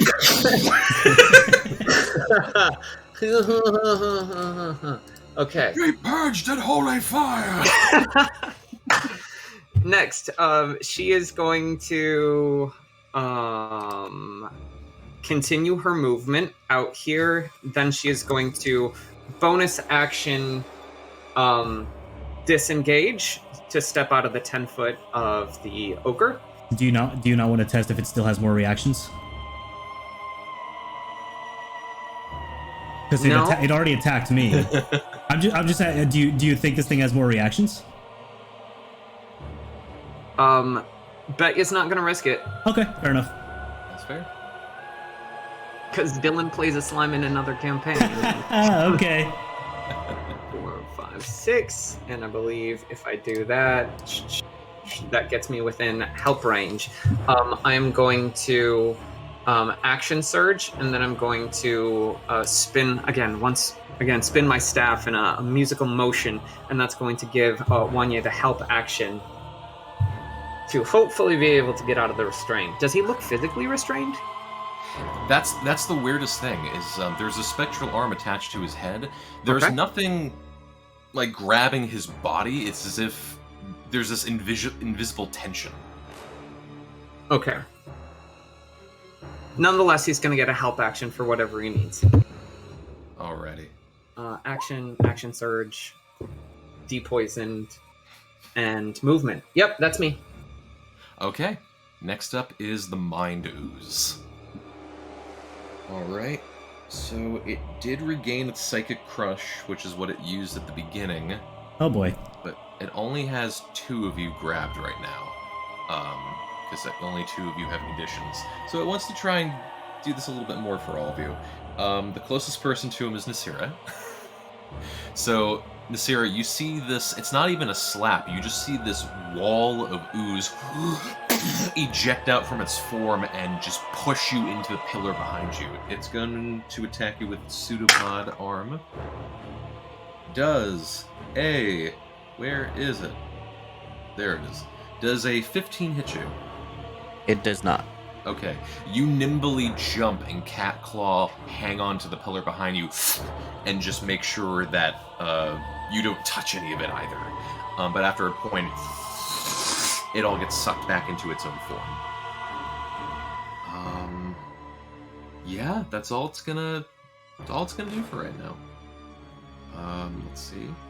Okay. Duncan, you are up. So this thing is what now? It's called a Mind Ooze. I mean, it's just. Did you say it compacted itself? It's basically this large yellow blob. It hasn't done anything to like guard itself or move or anything. It's just this large yellow goo at the moment. All right, I'm gonna back up here. 5, 10, 15, 25, 30. Pull out my rifle and pull out a little specialty bullet. I'm gonna load it. My rifle's gonna glow. I'm gonna fire off a blight at it at level 4. Okay. So let's make a Constitution saving throw. All right. Of course he rolls that. That's a 10. It fails. So now I'm gonna take 33. What was it? Necrotic?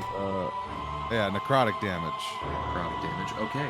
So then it's going to burn one of its legendary resistance saving throws to automatically succeed. Okay. Does it take half damage or no damage now? I guess it would take half damage. Let me check. I have blight. Yeah, take half damage on a wait. Yep, half Half as much. on a successful one. Yeah. Okay, so it's only going to take 16 necrotic. All right.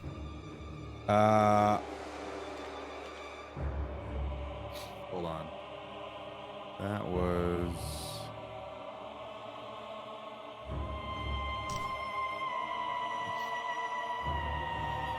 Yeah, that was my action. Okay. Bonus action.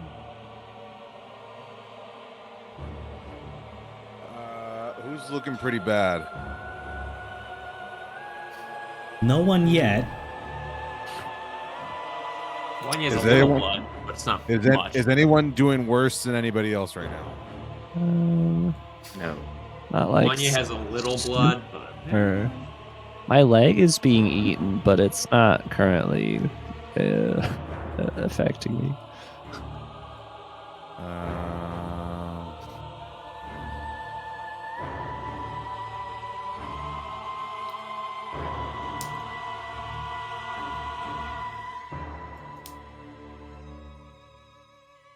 there's a bonus action. What's my range on this? Oh, that's a first level too. No, that'll be it. All right. Okay. So that is Duncan's tone. Fantastic. Baldrus, you are up. Okay. Is this thing eating my foot? Like, is that something that I can attempt to do something about, or? Yes, you may take a strength saving throw if you wish to try and break from it. But yes, you feel that it is slowly but surely trying to absorb you into itself. No pressure. Strength saving throw, you said? This is just a strength check, Okay, gotcha. and it would take an action. Oh, Okay, so try as you might, you try batting off whatever this form is, and creepily it starts seeping into your armor. It finds the smallest nook and crannies and just tries to begin filling up the inside of your armor. guys, somebody help!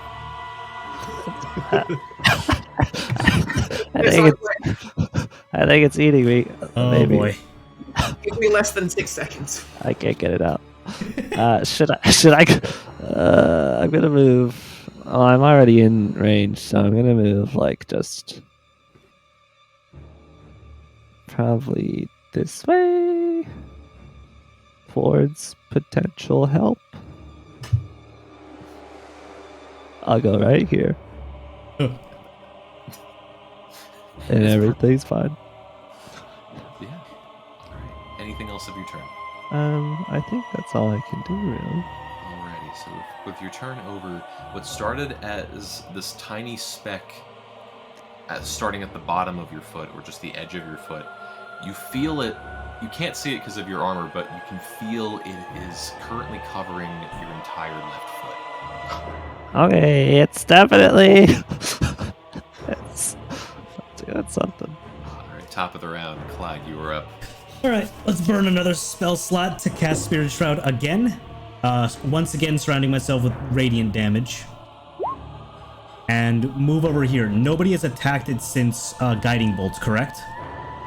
Yeah. So I get advantage. Okay. Other than no, Duncan attacked with Blight. But that wasn't an attack roll. That was just a dex saving throw or con saving throw, whatever. Okay. All right. Yeah. I didn't know if it was like specific to attack or damage. My bad.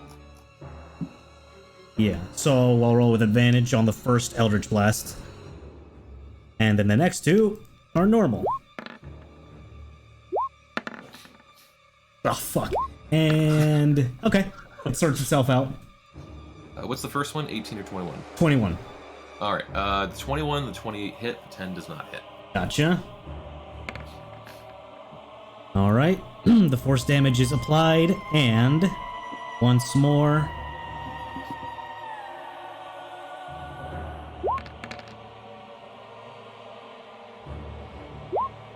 Oof. 12 radiant damage. And 15 force damage. Okay. So the 12 radiant damage shines over its form. There we go. Let me see. So the 12 radiant damage that just goes straight through. But like before, it has resistance to force. It can body that well, so it's going to cut that in half. Okay. You said it was 15 force? Yes. Okay, so cut down to 7. Alrighty, so yeah, it's starting to look blobbly. Yeah, okay. But it's still hanging on quite a bit. That's my turn. Alright. Wanye, still restrained, but you are up. Wanye, you see his form slowly descends into mist as I cast Misty Step. He's going to reappear on the stairs. Do I appear to be restrained still? Or You are still restrained. yeah, Wanye kind of looks around bewilderingly and then outstretches his hand and casts Firebolt. Okay. At disadvantage. Yes. At disadvantage. 23. Not disadvantage regular because he has help action.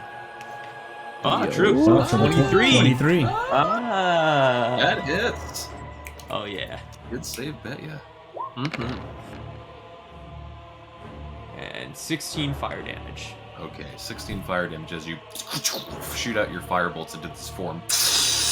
As it begins sizzling, it, like before, cinematically, it ejects parts of it as like a physical shield to just catch the firebolt in air. It seriously does not want to get burned by this.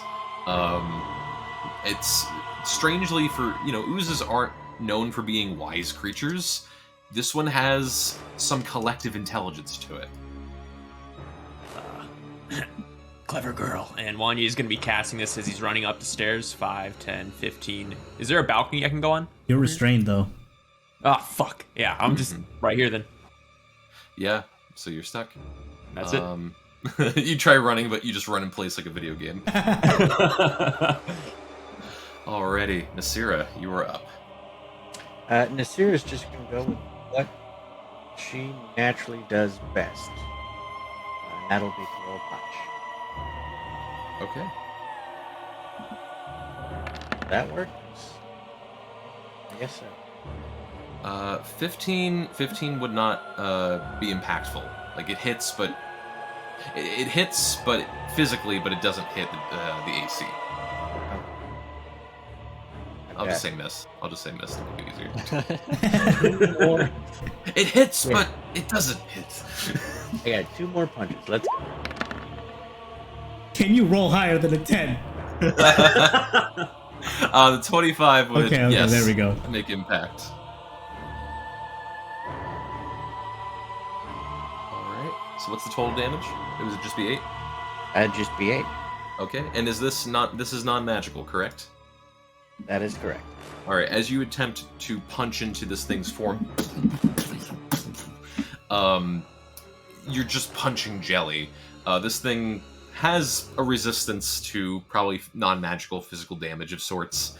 And as you make impact with the form, as you pull your hand away, you notice one of the psychic arms attached to your wrist. Let me roll. Oh boy. I need you to make a Constitution saving throw. Oh wait, saving throw. I ignore that one. Okay, well, if either way, you would have saved on this. You feel the attempts, as it tries pulling in your arm, you feel like it's trying to inject some form of ooze-like poison into your veins, but you're able to pull your arm away before that goes down. Alright. Am I able to move, or does this stop me? You can move. If you move out of its range, though, it'll get attack of opportunity. That's fine. I am moving behind this pillar. Okay, it's going to take an attack of opportunity on you with a pseudopod arm. That is a 16 to hit. That misses. Misses. Okay, so like before, for this time it wraps around and you nimbly get away before it tries to body you again. Alright, is that your turn? Yes, and you just you hear Nasira mumble. God. Use the book! Alrighty. Next up is Betya. Betya is going to move closer, not that close, closer to the ally to be still out of range. Hop up on the table, do a little jig on. Is this the one with the corpse food? This is, yes, the corpse food. Lovely. Oh, excellent. I'm going to, obviously you're going to decide whether or not this is a free action, but, is the ochre that's attached to him, is it, I'm assuming it's growing. Does it seem like it seems to be sentiently growing? Is it's manifesting a new one? That's a great question. It doesn't seem like it's trying to separate or, it doesn't seem like it's trying to separate or create a new form, or a separate form of itself. It just seems like, slowly but gaining acceleration, it's feeding itself onto Baldrus. Okay. So I'm going to attack it. All right. Yeah, I'm going to use a higher level chromatic orb, and I'm going to try to do it with cold damage. Okay. With cold damage, nice. Not acid, cold. I'm gonna do 25 cold damage to specifically the tendrils that is touching, like where his leg is at, to see if we can freeze and shit. Okay. All right. And does it need to make a saving throw for this? That would maybe make sense. Yeah, what would be the saving throw? 17. What's the saving throw?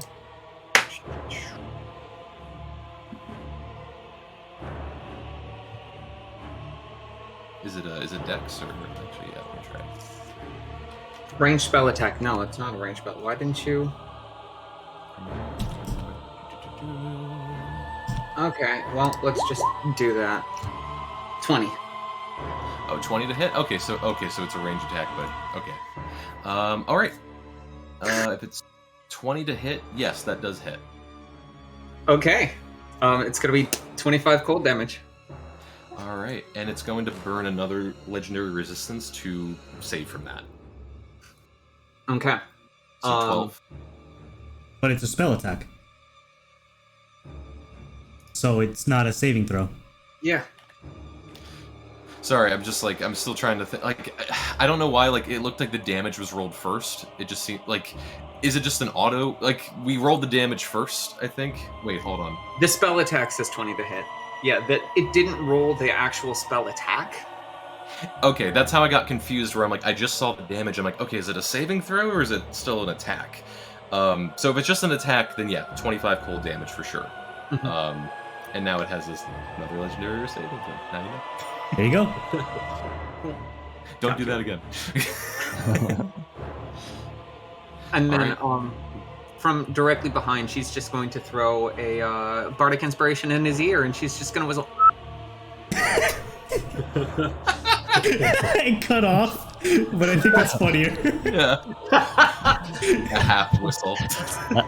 Okay. You forgot part of the tune. Alrighty. And also, to state what you were asking before, it seems like, yes, the cold damage does wrap around the arm as you attempt to break it off through an attack, but there is more and more of its form being ejected through like a river, and it does not impede its progress whatsoever. Okay. But good try. Next up is the Mind Ooze. It is going to... it's going to try and have fun with all of you again. It is going to... Yeah, it's going to eject all of its arms once again, its psychic arms, to try and condition the rest of you who are currently not conditioned. All right. So there we go. So the psychic arms spread out to both to Nasira, Betya, and Duncan. So let's do this one at a time. So Nasira, Constitution saving throw, please.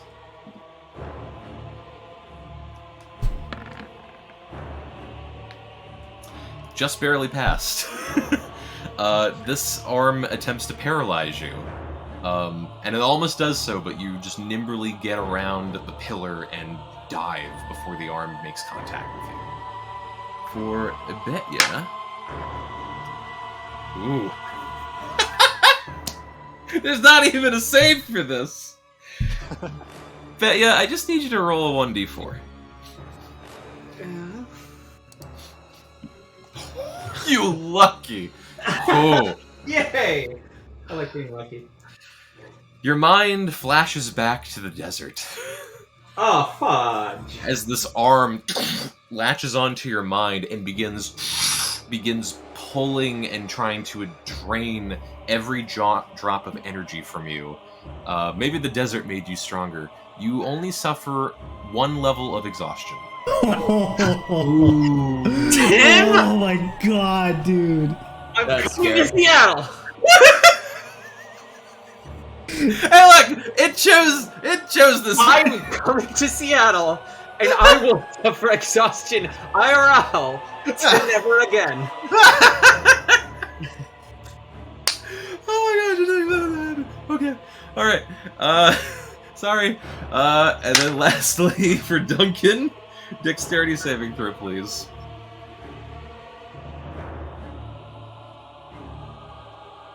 $11. Alright, so you failed. This one just... It doesn't remain attached to you, but it slams you straight to the ground. You are prone. Does Clyde not get targeted? Oh, hi, Clyde. Yeah. Yeah, that counter is for my Spirit Shroud. I'm keeping track. Alright, yes. Okay, sorry. I think that might have been what time, like, visually blinded. Yeah, I imagined. Like, wait a minute. Strength saving throw, please. Oh, God. That's my worst one, man. Oh, my God. You pass as it attempts to restrain you. All those years, all that time on the farm at least paid off somehow, you know? I hate it. Alright. And then, for those who are still attached to it, so Wanye, Baldrus... Wanye and Baldrus. It is going to use its Psychic Crush attack. I need both of you to make Wisdom saving throws. Wanye is not at disadvantage for this.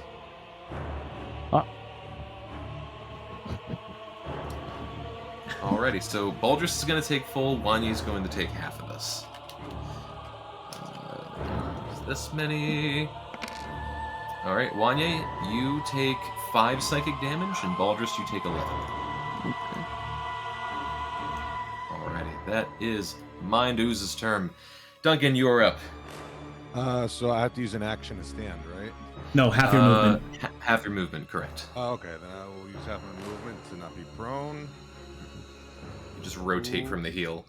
And then 5, 10, 15. Move up to there, and I'm gonna lob off 2 regular shots with my rifle at this thing. Go for it. Alright, first shot. 15 to hit. 15 does not make impact. Okay, second shot. 24 to hit. 24 specifically does... No, it hits. Alright. And it's gonna be for 18 piercing damage. Alright, non-magical, correct? Yeah. Alright.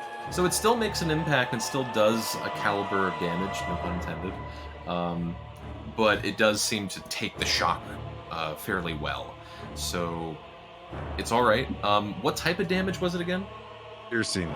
Piercing, okay. I thought it was something else.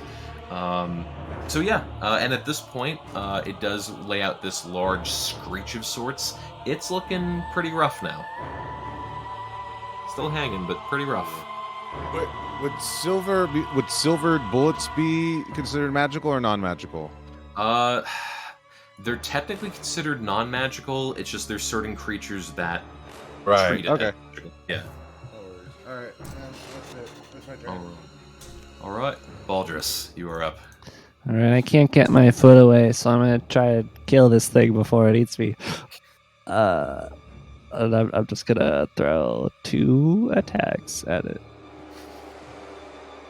All right. So 1. Man. Oh, ouch. 2. Hits. Only 2. Okay. For 11 thunder damage. Thunder. And it until my next turn, it will now have disadvantage on any attacks against someone that is not Baldrus. Okay. Let me see something real quick. The thunder damage, you said? Yes. Okay, and only 11. Only 11. Okay, whew, I thought it was something else.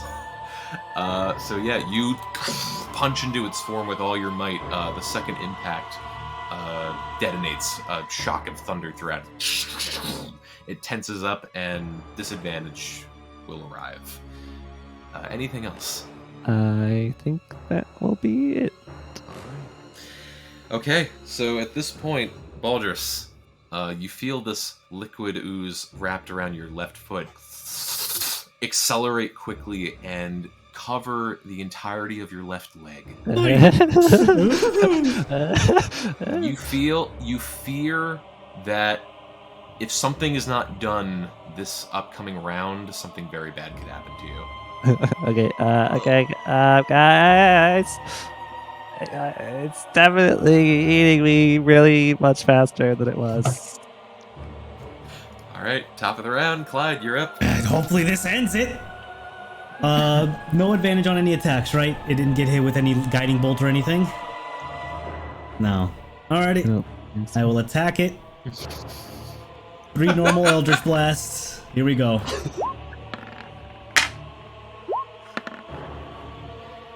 Two of those hit. Okay. Pretty consistent overall. Alright.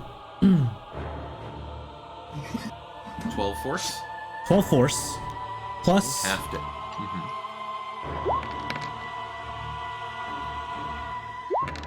Oh, come on. There you go. Plus 17 radiant. Plus 17 radiant. Okay, so the force is halved for obvious reasons. And then 17 radiant on top.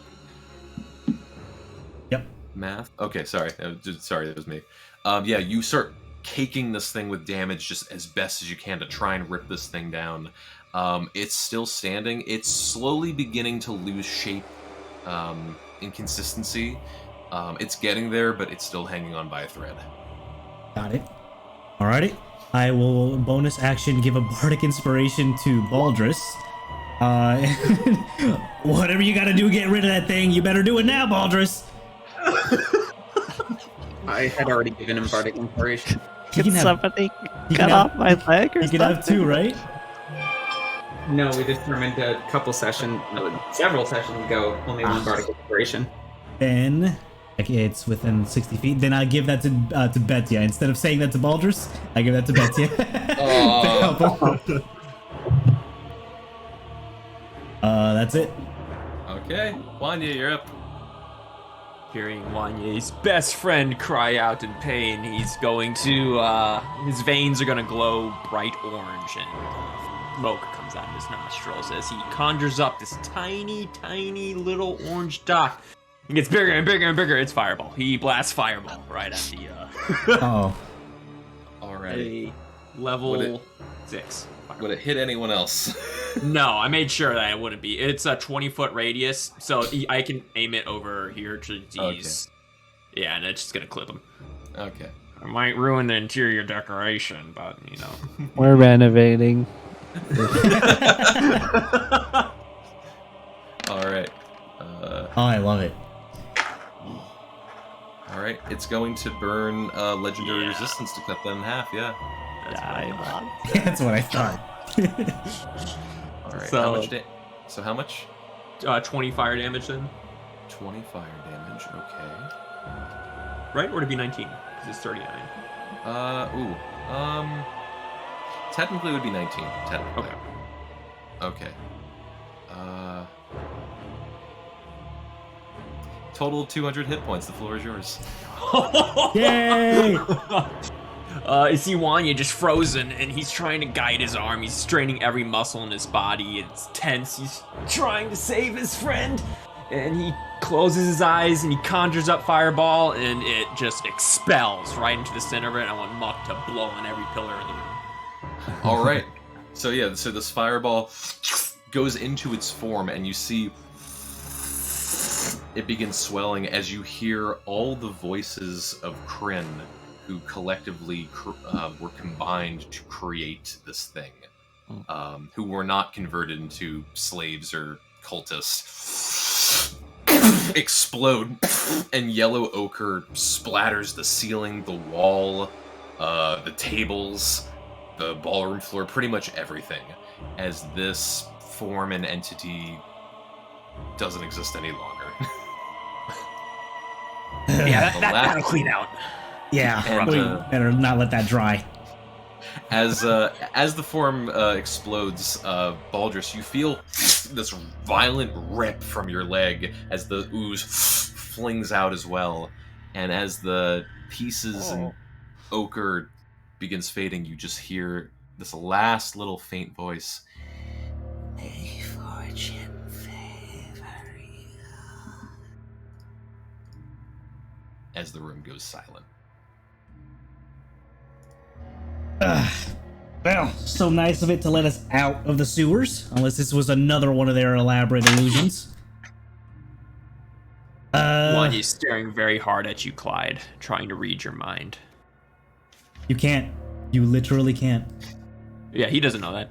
You hear nothing. Baldur's, I think this is an illusion. You get a message. It can't be Wanya. We just left the illusion. Don't trust Clyde. All right. You good? I'm gonna I asked magically. Nasira is still somewhat frustrated, looking at her hands like punching's not working anymore. We gotta get you some magic gloves or something. I'll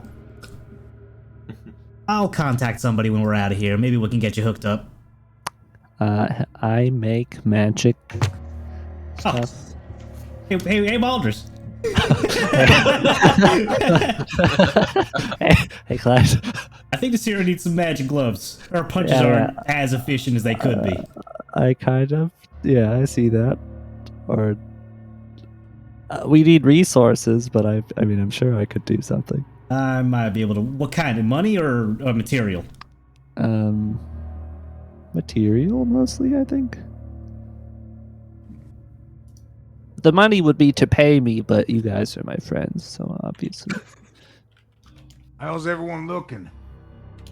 I'm in the process of doffing my armor magically, so it only takes an action, to see if my leg is still there.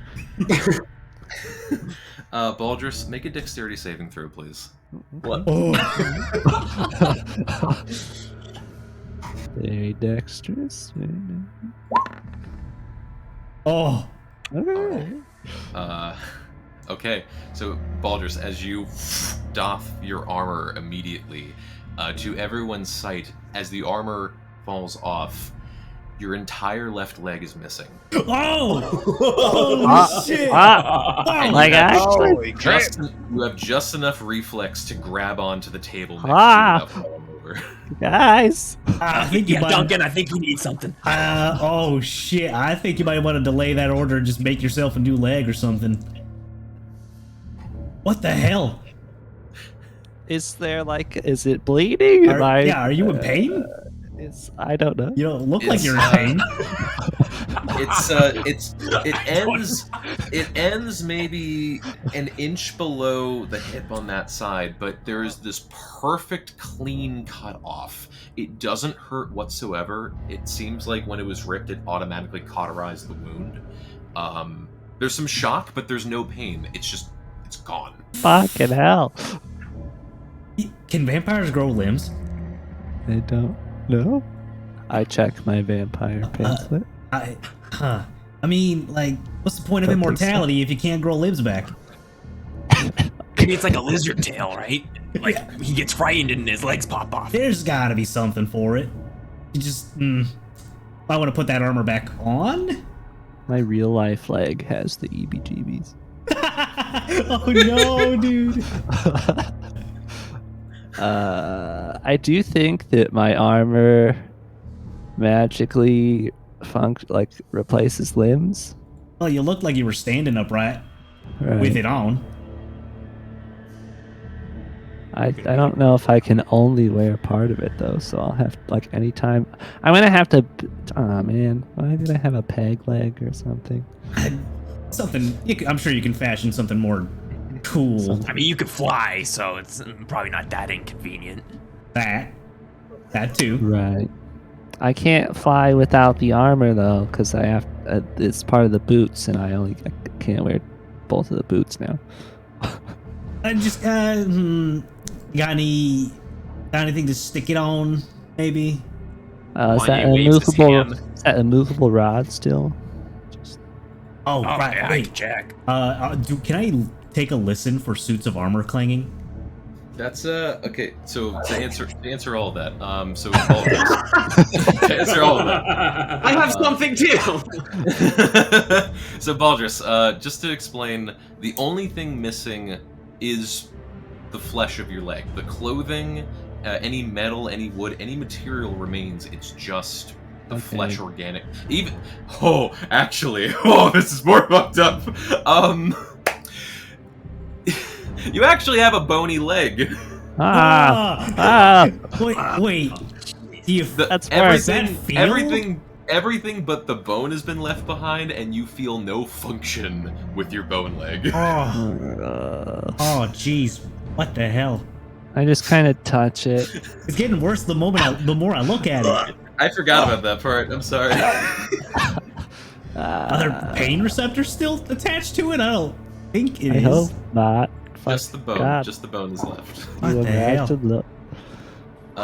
Looking back into the previous room, if you were to go in, Wanya, you would find your removable rod left among the rubble of the pulley system that is clearly dismantled and destroyed.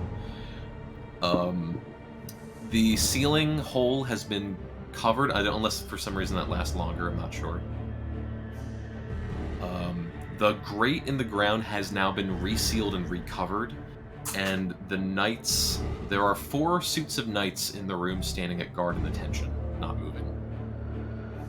Let's just go upstairs. Yeah, something tells me we're on a, how do you say, time limit here to... I don't think we should be resting any longer inside Fort Worth, guys. For now. I'm gonna like wrap a cloak kind of thing around my bone and just stick it back in my armor, and it all magically comes back around. Alright. If you try walking with your... Essentially, it's rough terrain, so your movement speed is... Or actually, your movement speed, I think... I don't know if it would be half or it would just be 5 feet per round. You can walk with your suit of armor on, but you're basically using your legless leg as a cane.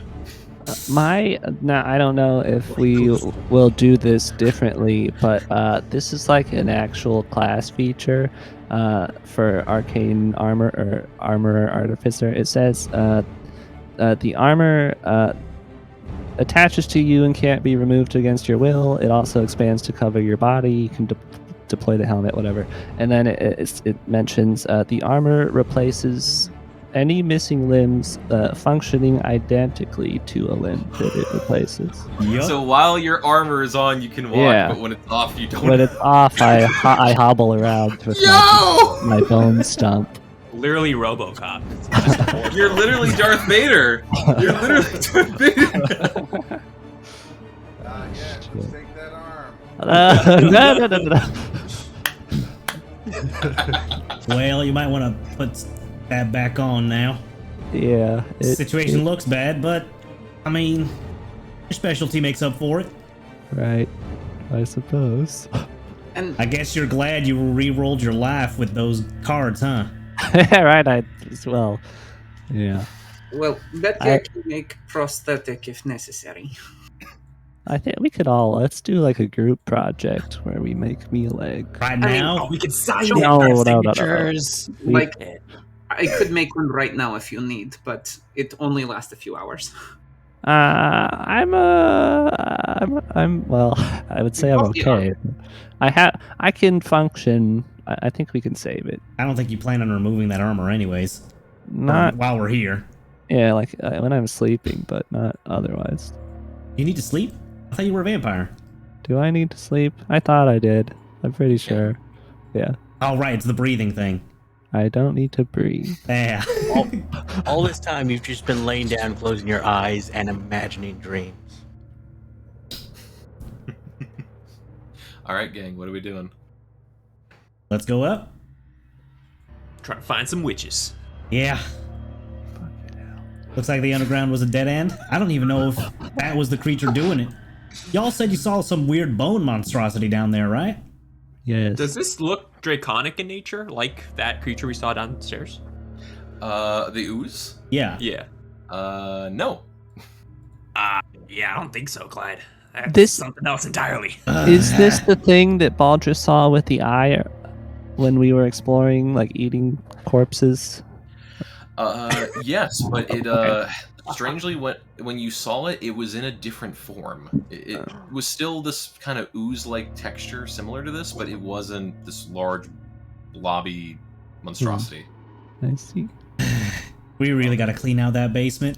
I recall I did injure it with some form of psychic feedback. This thing was immune to it. They're two different creatures that tried to lure us out. Thankfully, it gave us a way out of the caverns. Kinda. Which one do you think was causing the magic mist that Wanye saw, or is that a third party? Magic mist? What do you mean? Wasn't Wanye seeing like when Oh we yeah, the used gaseous detection? magic aura Yeah, downstairs. Oh. The broken pipe thing. That might be the witches. It could be the draconic zombie. It's probably the draconic zombie or the witches. I think the draconic zombie was influencing the doors we were going through. Hey Duncan, you see anything up there? Yeah, let's follow him. I would like to leave the monster downstairs if it For now, but we gotta get rid of it at some point. Who are we You gonna can keep it as a pet. We gotta feed people to it, Clyde. It'll be awesome. Do we? I don't know. Probably not. Well, Unless you're conducting a ritual or some sort, I don't see the point.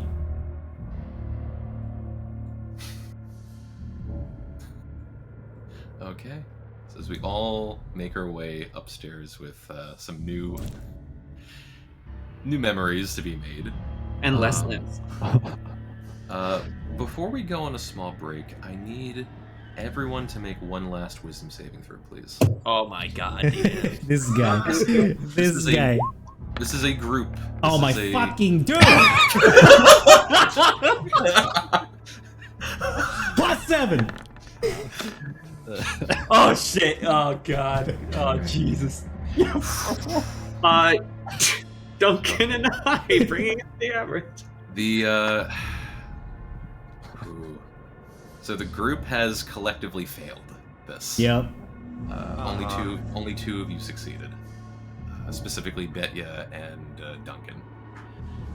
All right, so we're gonna go on break, and I'll let you guys know something that happens. Okay. Good break. Good break. Not ominous at all. Yeah. Stand by, folks. 5 or 10 minutes. Well, we can do like a. Back at 3. 8. 6 and a half. Yeah, 8. so 8 exact minutes. 8 exact minutes. 3 o'clock. We're starting. Alrighty, I'm gonna sounds go- good to me. I'm BRB. gonna walk around on my 2 3 legs. EST. Yeah, get the heebie-jeebies out.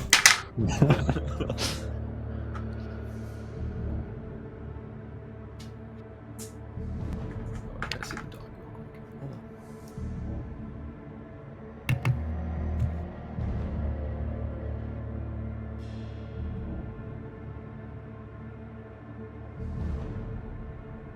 Hold on.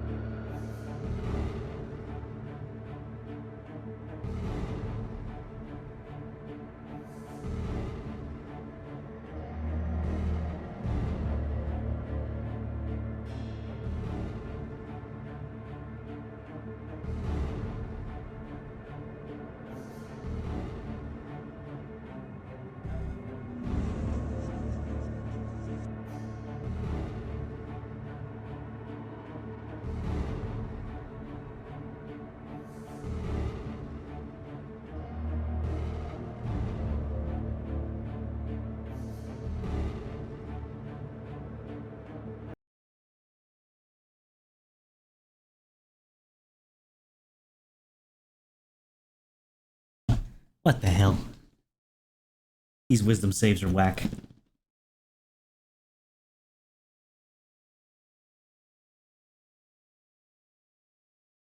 Oh. Alrighty, I am back.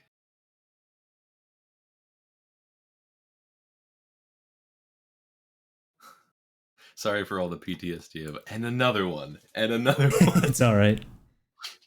Hold on, I gotta reset my sound settings, I think. Oh no, there we go. They're fixed. Alright.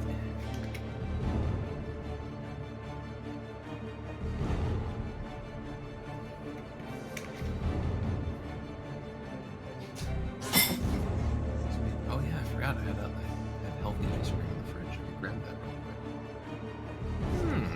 quick. I always enjoy a popsicle after terrifying my players. I'm still wondering how did we grab the attention of the slime? I'm still thinking, you know, the slime and whatever was down in the sewers are still two separate entities. So I'm wondering why we got brought back up. It's a good question. I also love how we managed to climb out of the grate thanks to the help of an illusion. Like We simply believed so hard that it was open. like, it's open, we can leave. Like, what the fuck? Yeah, there's a... This slime definitely made a slime ladder for us to climb up. Yeah. Or to slime up, if you will. It's like, come on. This guy, he's winning. One. But I thought that's what you said.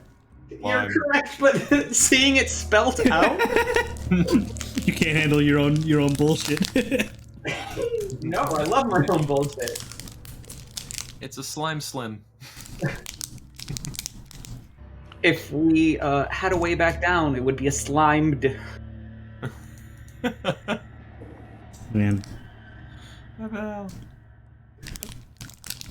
It's just like that that Parker Brothers game, Slimes and Slappers. Alright, I'm gonna turn on Fog of War, actually. Yes! So we have some stuff we need to What? I exclusively love using Fog of War. It is fun. It is, I like the dynamic lighting. Yes. Oh, even more. But yeah, it's, anytime I get to pull this out, it's like, ah, it's happening! This is for the layer on the second floor? Correct, yeah. I'm just, cool. To your comment of spoilers before, you don't know the half of it. Or maybe just. Oh, for the classes? Yeah. Yeah, I know. That was just half. We do recall that there were gargoyles leading up to this, weren't there? To a door over here. Good memory, yes. Oh, goody.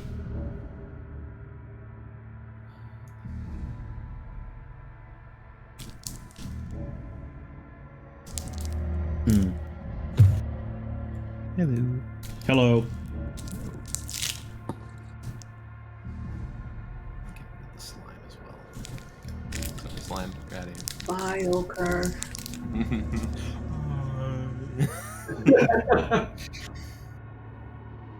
There is a small bit of peace you all feel that, you know, if the cultists you fought with the shambling sound, with the fire, were some of the more mentally turned members of Kryn, these were the leftovers that were just smushed together to form a monstrosity. And killing all of them has technically set them free. We saved them, guys. We saved the city. Did it. Quite literally that. We did it! We are You see, actual we're heroes now. heroes. We are Yeah. actual heroes, dude. God damn. We were locked up unjustly. We're like all eating snacks over the corpses just spread around the room. There's slime. There's. I was rewatching that episode when you guys first left to go into the woods. It was so nutty to you guys hanging in Kryn and then Callan's explaining everything and like, yeah, they've been here for a while. Here's all these lore traps. Here's all these items. You know, you gotta explore the woods. And then 30 minutes later, Ball just got stuck in a tree and now a giant bird's here fucking all this shit up. Like hours of exposition and detail and lore drops and visual aid, all thwarted by a tree and a giant freaking pigeon. Should put that levitating boot trap there, Tim. That was... If that isn't D&D in a nutshell, I don't know what is. Man. I planned for my characters to go through the woods. It ended with them on a giant chicken bird being chased by an adult black dragon. Well, our first campaign derailment. First! Yeah, that was our second when, when we second! fucking teleport. I don't think so, bud. You're not getting away that easy. I'm at least gonna put that at either 4 or 5. You're welcome, Tim. It's either typical D&D or typical Square Enix. Yeah, ain't that the truth? I was like, giant chocobo, a chocobo?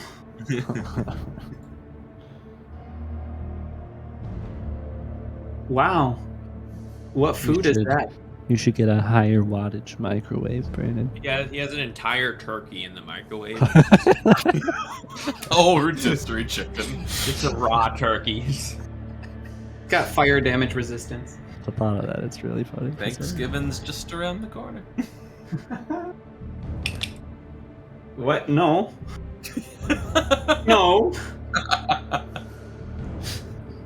Don't put me back in the school year again. Alright, I'm gonna grab a quick thing. We're gonna be quick. That's kind of crazy. This is like the second time Baldrus has been like one roll away from death. Yeah, right? Oof. Though I can't come back anymore. That's just darkness for you. I mean, it's been.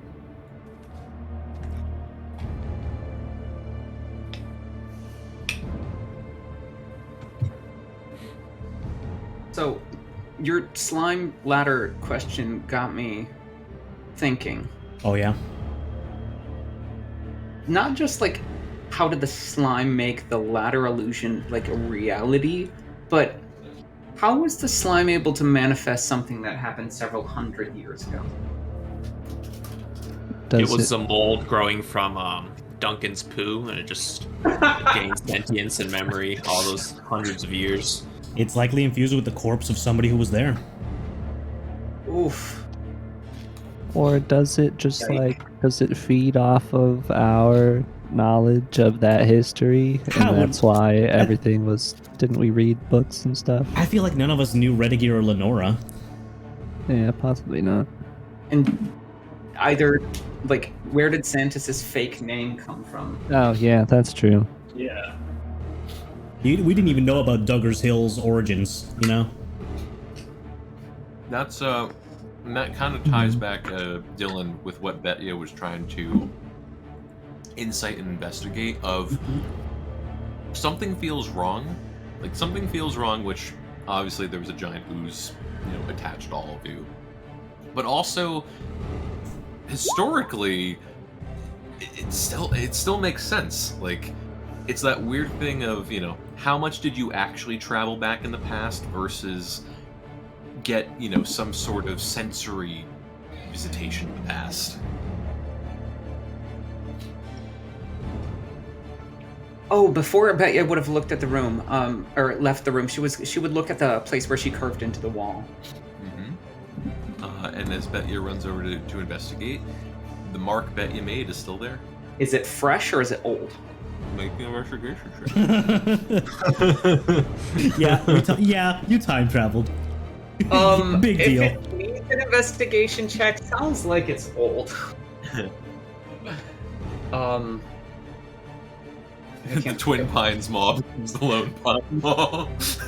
We're forgetting the real question, the one that should be asked. Where's Baldrus's smut novel? No, because almost 100% sure that Betya would still be checking. Was there a shadow in the past or after leaving the past? Too late. I'll see Not? you guys. Wait. Well, okay. Look for a freaking shadow. Okay. Well, I'll say for right now, if you look at Baldrus, still no shadow on Baldrus. Oh, I'm just saying, like, when you guys are in the past. So, yeah, Betya, you look over at the spot where you had carved the signature, and it looks like there's some wear and tear to it. I'm gonna get a second opinion. Nobody's a dwarf. Fuck. Hello, does anyone have a best dwarven friend that you spent a lot of time with as a child? Nope. Baldur's is shorter now, you know? He doesn't have legs, so maybe Baldur's could check it out. What are you checking out? This carving, does it look old or new to you? Are you making fun of a handicapped person? Why? Absolutely. That's ableist one. I mean, this whole room, I didn't even catch that. this whole place is old and decrepit. Why is that particular to you? Answer the question. It looks. I mean, I'll take a look. Investigation. As someone proficient in history pushes up non-existent glasses. Oh, and as you guys are checking, Am I allowed I'll just to roll. look? I'll just roll it to that 20. Don't worry about it. Okay. Well, okay. no need. I just want to ask as well, Duncan, was there something you wanted to do going up the balcony? Just looking around. All right. Another black dragon. Hey. If you, yeah, ironically, same situation where Kira's like, oh, hey, you seem familiar. Well, Duncan, you can make a perception check if you like. Clyde, you do go over to the wall and you check it over, and you measure the cut that you had made as well as kind of the stone texture. From what you can tell, your best guess is most likely it was probably an your best guess is that it was probably an advanced illusion. And given everything else that's happened, it's probably an advanced illusion. The cuts look rather fresh by comparison of everything else in the room. But there is this small fleck of doubt. This very small fleck of doubt that you guys might have traveled to the past. You're not sure how it all plays out. There's a small little hint of maybe it actually did happen. But you think the logical side of you goes, we probably didn't. But did we? As far as I see it, I mean, I think everything here is old and decrepit, and we were made to believe that it was fresh and new, including the cut you made. But what you actually did was make a cut on some old and decrepit wall. I'm pretty sure we didn't time travel. In the sense that we actually moved through time. But probably what we saw was accurate to what happened. He's going to crack open the red years. Does the text appear different? Do the historical events appear different? Yeah, was the king evaporated? With a demon in it? Oh yeah, that happened. I feel like things would be a lot different if that happened. Orcus takes a selfie with Breaker. Everything worked out. He wasn't that bad of a guy after all. I learned a lot in that wood carving class. From what you can scan and check through the Red Years novelization and historical tome, nothing has changed as far as the text. And Duncan, as you stand atop the balcony, sort of peering around and listening, you do hear the faint sounds of metallic clanking on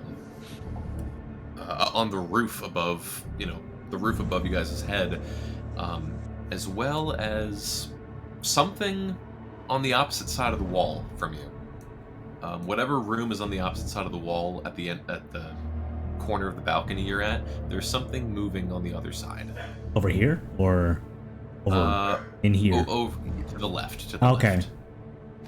I would like to. Is there a door? I think There, there's one here. Yep, the only door is the large one at the edge of the balcony, as you hear a dog barking in the distance. I want It's a dingo. to Smells my leg. Scan the room. Alright, so you open the door to scan the room? Yeah. Alright. I'll peek behind him. Alright, as you open the door, and as Clyde peeks behind, you open the door. As it creaks open, instinctually, you see this semi-long hallway with these 3 gargoyle heads, and as soon as the door opens, all 3 of them light up as this column of bluish fire jets out immediately. I need both you and Clyde to make dexterity saving throws. Nice. Okay. Easy enough. You guys dive immediately out of the way as the rest of you sees this enormous wall of fire shoot out over the balcony, over the ballroom. Neither one of you take damage. But you can imagine that whatever this is, it probably would have hurt like hell. Yep. Singed eyebrows. All right. Kind of rubs that. Wonder how they react to spectral things. I'll cast Mage Hand. A donkey might want to move out of the way. Just up. There you go. And I'll try to open the door with Mage Hand and move the Mage Hand in. Alrighty, as you move the Mage Hand in, with the doors opened, it doesn't seem to trigger anything at the moment. Okay. Peeking over here, can I open this door with Mage Hand? Yeah. Oh wait, that one. Yes, you may. If it's not like heavier, or if it's not heavier than 10 pounds, I could be able to move it. Mm-hmm. Yep. Oh. Yeah. Then in that case, no, you can't. Okay. Well, Oh he's boy. gonna grasp his necklace and he's gonna cast resistance on each one of us. Next saving throw we take, add a d4. Huh. There's something Alright. behind there. I mean, there's a door up there too. Y'all want to check that as well before? So, you just, don't get behind whoever's opens it in case it's another fire attack. I'll open the door. Couldn't get any worse today. You open the door, and if you peer inside, to your horror, you notice this very large, kind of just side room. There's actually nothing in here other than some dust bunnies and other stuff. But you do notice that, and some of it was already revealed, might be on that actually. It is a long hallway with these grated iron doors, with a small 5-foot hallway and a window at the end. Essentially, this is just a reinforced battlement hallway with reinforcements that leads to the windows in case something was trying to crawl in or, needing to peer out. Okay. Can I try shooting the doorknob or hinges off this door? You can try. There's the material is made of like a hard metal. All right. What would I do with that? You could just fire off your gun easily. All right. Roll. I'll just say it'll make impact. Just roll damage. Oh, roll damage. Gotcha. Hold on. Guys, do we conclude that door was locked, or Which door? Okay, so Duncan, you shoot off one at each hinge. It does a significant amount of damage to both of them. Even though the door is metal and quite heavy, some of the hinge material is quite rusted and old, so it is pretty easy to just fire off. I turn back to everybody and I say, "Try to come in behind me!" And I'm gonna rush for the door and try to. Oh ram boy! through it. Wanye casts thaumaturgy immediately as he does that. Try to unlock him. Wait, thaumaturgy to try and do what again? Sorry. If they're unlocked doors, they open automatically. Okay. So you do hear from basically all 3 doors. You hear the door up here unlock, You hear the door here unlock, and then this one just shoves because there's no luck. Okay. So, Duncan, you burst into the room. Yeah, are you charging behind as well? Yeah. Okay. I am going to hold an action to create water in front, just in case another jet of fire comes out. Funny enough you say that. As Duncan runs into the room, the gargoyles do not activate. But as Betya walks into the room, they activate. And this jet of fire shoots out. And was it, you said just create water? Yeah, create or destroy water. But I'm going to create it rather than, destroy it. 10 gallons worth. Okay. I'll still ask you to make a dexterity saving throw, but I'll lower the DC because of the water. If it's still been 10 minutes, if it's still been 10 minutes, you still have a D6 from my bardic inspiration. Okay, I'll use it. If it's been a minute, you have a D4 from guidance. Okay, I'll take it. What the hell? 10. I'm sorry, Dylan. It's your time. These dice want us all. I did my time in the desert. 12 years of it. In Azkaban. All right, Duncan, you charge into the room as you see the fire light up. You're going, whoa! You lead in.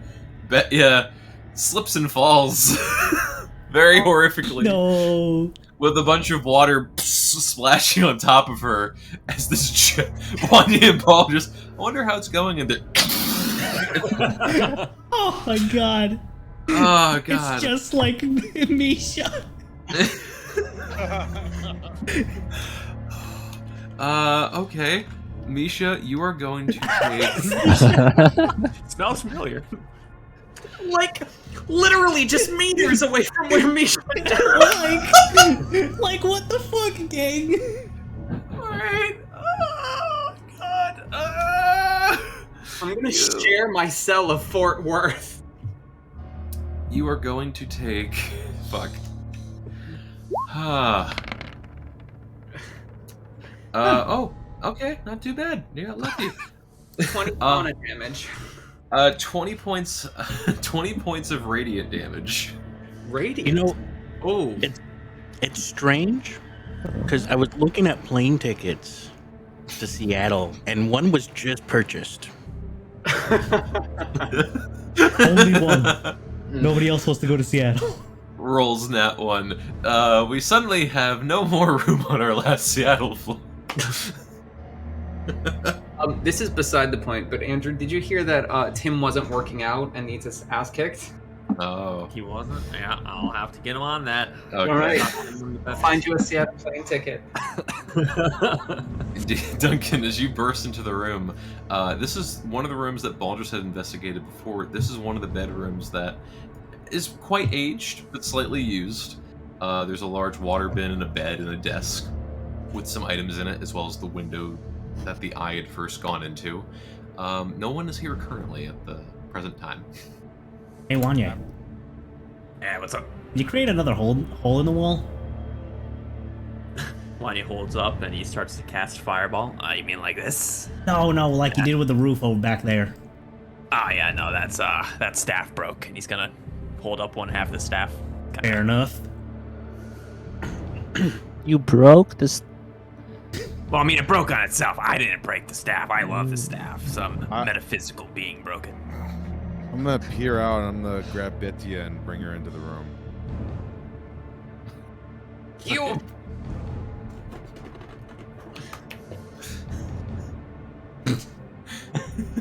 I think this is what they call broil. Oh, boy. Hey, you all right? Now come on, follow me, and I'm gonna rush for the store next. Oh god. Oh, Christ. Nasira, did you walk into the hallway? I'm kind of just like peering past the door into the hall. Jeez. As Nasira peers down the hallway. Paul just glided. I would just see another. Duncan, Betya, and Nasira, dexterity saving throws, please. Question, because by peering, I'm still behind the wall. You moved your token. Yeah. Well, where's the wall?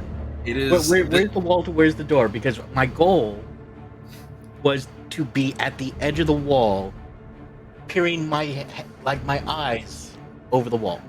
It can still see you. Is it like a cartoon where your eyes wrap around the corner? No, like a kid when they're trying to look over the candy counter. It's so, and the way I word it is that as soon as these things have, like, as soon as you make visual contact of them, and they make visual contact of you, they activate. Like, no matter how little or much you show, like. And that's how much everyone can see now. Like, even just showing that much and just peering over the counter, it counts. Okay. And it's dexterity save? Dexterity save. And you're a monk. You're going to pass, probably. Just don't roll a 1 like that. No, monk. yeah, sure. I got to turn off my ring. Oh, God. Okay, so Nasira, you're fine. You quickly dart. Betya, you not wanting to get singed again. No. You bolt past Duncan into the room that has been unlocked, thankfully, by Wanye. Duncan, unfortunately, just a tad bit slower as another jet of fire shoots out through the hallway.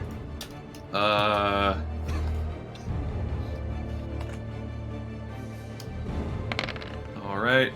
Duncan, hot dang, you guys are lucky. You only take 16 radiant damage. Use Stone's Endurance to reduce the damage. Alright. From the color of the fires, can I try to determine if it's irregular fire? Oh, Betya is gonna yell out after she nearly gets lambasted a second time. It's radiant, so if anyone needs to guard themselves from that, of course, man. Well, you heard her, Baldrus. Alright, as Duncan and Betya run into the room, this all happens very quickly. So the visual aid, I'll just show it, just so I don't have to talk before showing it. You notice this very comfortable lounge. There's been a couple pieces of fungus and mucus added to the room. You can guess by the witches. You notice this large hearth. And kind of nice fireplace, as some desk and drawers and elaborate chairs and bookshelves, as well as the back door, which has these mechanisms, these trap mechanisms. And speaking of trap mechanisms, as the door opens and you burst through, you hear this high-pitched whirling as this large mechanical frame swings down from the ceiling at both of you. I need both of you to make another dexterity saving throw. Oh no. Smacks him back into the room. One of us walks in. Smack back. Oh. I catch it nimbly with my fingers. No. Dink. You guys burst in the room, immediately duck and go prone as it swings out into the chamber, bashing into the ceiling before swinging back and hanging vertically. Yeah. That was close. Maybe they should be battle buddies. I think they've changed. I'm changed. Aldous. You're supposed to be here with me. Hold on. I am not going in there. All right. Everyone stay where you are. Betty is gonna cast Mage Hand and then send it out in the main area where everyone else is and says, please give a movable rod. Wanye takes out his immovable rod and hands it to the mage hand. Mm-hmm. I'm gonna bring it in and use it to brace the mechanism so it can't go anyway. Because I know this party is impatient and want to disarm the trap while it is immobilized. Okay. And you do notice this large lever right next to the door. Pull that lever. No! I look at Betty and I'm like, hey, look at this. No, listen to me very carefully. And she's going to use her afterfight. Let me make this as clear as possible to you. If you touch that, you might kill me. Again. As the I'm lever worried, gets... man. You sound different. As the lever gets pulled, the swinging door trap begins starting to ascend back to the hanging position in the ceiling. Immovable. But yeah, there is this breakage where the rod, if it's jammed in it, there's this large high screech of gears and metal on metal as it's just stuck. Yes. Oh, sorry. I pushed the lever back. Oh my god. I need both of you to turn. No! Oh my god, that was from the soul. Oh my god.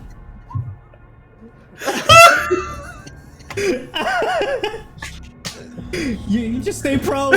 Just stay prone. Bet you with the last drop of sanity just immediately ragdolls to the floor as Duncan, the trap with the immovable rod jimmied in it, bashes into you and shoves you back into the hallway. Oh shit. You take hold on. Not how I expected today to go. After I get pushed up in the hallway with whatever damage, I get up and I'm like, oh, that could have been worse. Guys, that just sounds really mad. 9 points of piercing damage. My old buddy back. That could have been a lot worse than it turned out. I turn around. It could have been a lot. What? Wanya steps in line.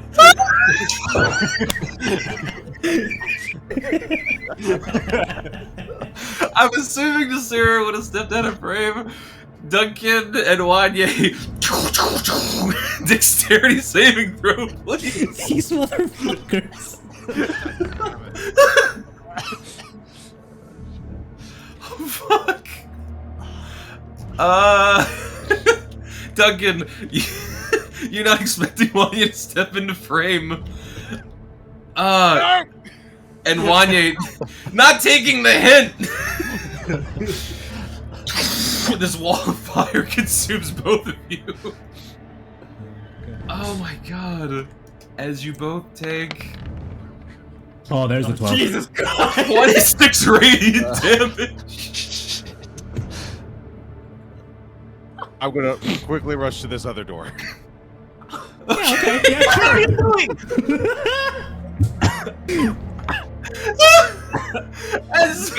Make sure that this trap fucked up. When we're safe. As Duncan Bird again runs in this room, Wanye, this column of fire engulfs you and it reignites all the burns on your face that you got from Rakir. Duncan, as you run in this room, this is the other room that Baldur's had found, and just to move your token slightly for visual aid, this is the room where there was a bear trap guarding the front door. Oh, so I need you to make a dexterity saving throw. Your leg. Ah, it's caught in a bear trap. God. That could have been worse. You followed the room as you dive bomb into the room, but your right leg, the thigh part, lands into the bear trap. You are going to take... This one's at least less. 8 piercing damage. Oh, God, fucking hell. Alright, it literally cannot get worse unless Baldrus jumps in too. You know what? I had these coming. These Alright, the raw amount of punishment I got, bro. Wanye, take a step back. Oh my god. Oh no, I want to see this. What are you talking about? Theoretically, I'll take a step forward. It's already seen me. Oh, wait. It's already seen me. Yeah, it's already seen you. Alright. Oh wait, hey Clyde, can you come back? Oh, Clyde Ball just wants you. What does Or- he... or I just yell through the door. What does he need? Somebody near whoever's closest to the door. Yeah, hey. Baldrus will pull out this little, like, kind of like a sticky notepad almost of little pieces of paper that have, like, it looks like a Vitruvian man on it, but with the head of a dragonborn. Use these to fix all that mess. And that packet is essentially 10 casts of Cure Wounds at first level. So Right. you can go fix yourself and everyone else. He's All gonna right. come in. Yeah, he gave us. Everyone peek a little bit out so I can see you. We're right here. Oh, okay. Hey, cheer up. And I cast Prayer of Healing with that. Cheer up. I cast it on Wanye, Clyde, Bithia, and Nasira. I do not cast it on Baldrus. Damn. Okay. How much is that? Everyone heal up for 12. 12. Nice. 12. It's such a way with words. How much does your scroll do, Alan? It's the spell Cure Wounds, so it's 1d8 plus my spell casting modifier. So 5. 1d8 plus 5. I'll do it once on each of us here. So 1. That's for me. This is for Clyde. This is for Betya.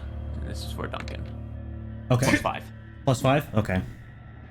I get 4. While he's passing those out, can I look for... You get 5 total. I mean, 9 total. Can I look for, like, cork or thick material, maybe from this rug? Can I just, like, inspect the rug at a distance if it's not trapped in some way first? Wait, sorry. Wait, what do we get from Wanye? You get 1d4 plus 5 HP. What? Oh, 1d4 plus 5. What, you rolled already, or? I rolled for you guys, right? That's how it works, I think. It would whoever would use it, I guess, rolls. It doesn't really matter. Yeah, so Gotcha. It's Alright. just my ability modifier that gets added to the thing because I made the item. Alrighty, so just one thing at a getting back to it.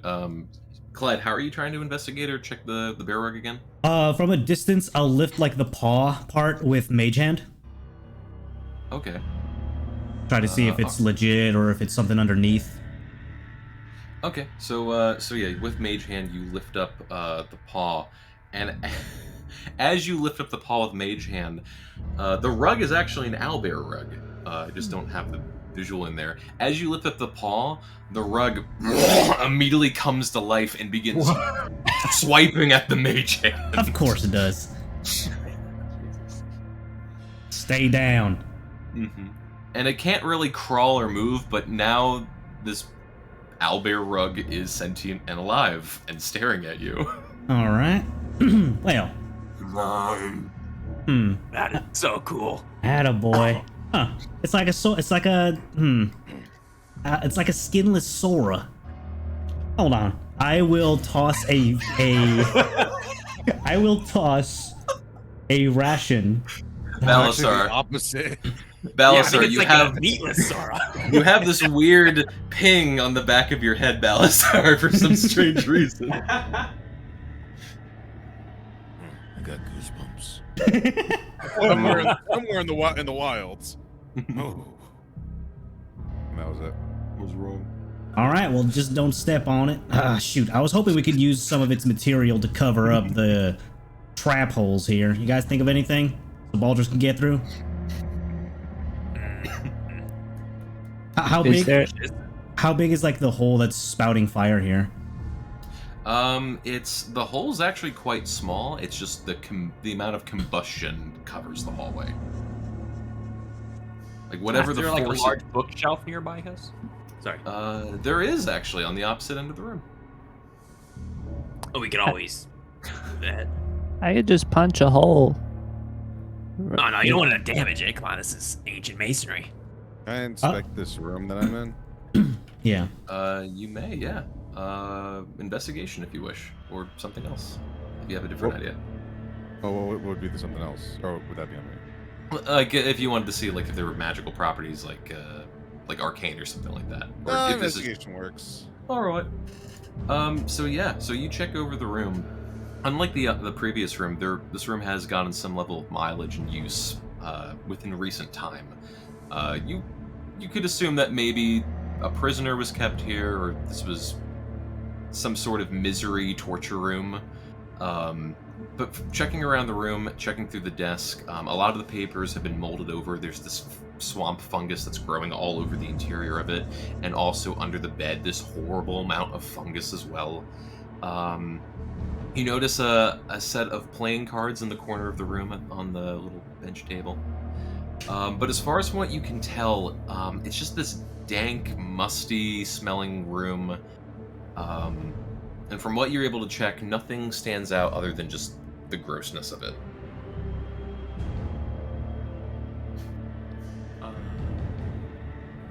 What is this thing over here? That is a chair. Hey, check it out. Check it out. You do see the owlbear centered in the room, still just looking at all of you. And just waiting for one of you to walk by. Yep.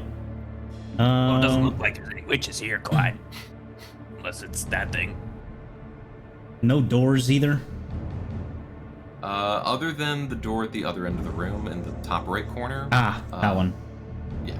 What's this over here? Is this a chest? Here. It is a chest, yes. Yeah.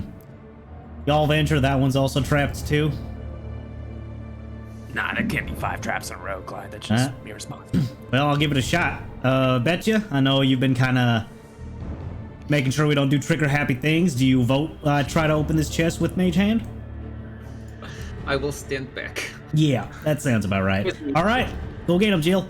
I'll try to see if she can open up the chest. All right. So, and just remind me, who's trying to open it again? I'm so sorry. Mage Hand. Clyde with Mage Hand. Yes, So, Clyde with Mage Hand. Okay, but Clyde is the one doing this. Yes. Gotcha. Okay, so you slowly open the door and you pat it first just to see if it's a mimic. Standard protocol. Yep. Check the chain, how it's looped behind it like in Dark Souls. Yep. But you eventually open it, and as you open it, this massive green shock shoots out and cast across the entire room. All of you are temporarily blinded by it. I need everyone in the room to make an intelligence saving throw. Oh. Okay. Oh, lovely. Interesting. I think D&D Beyond is or Roll20 is broken. Yeah.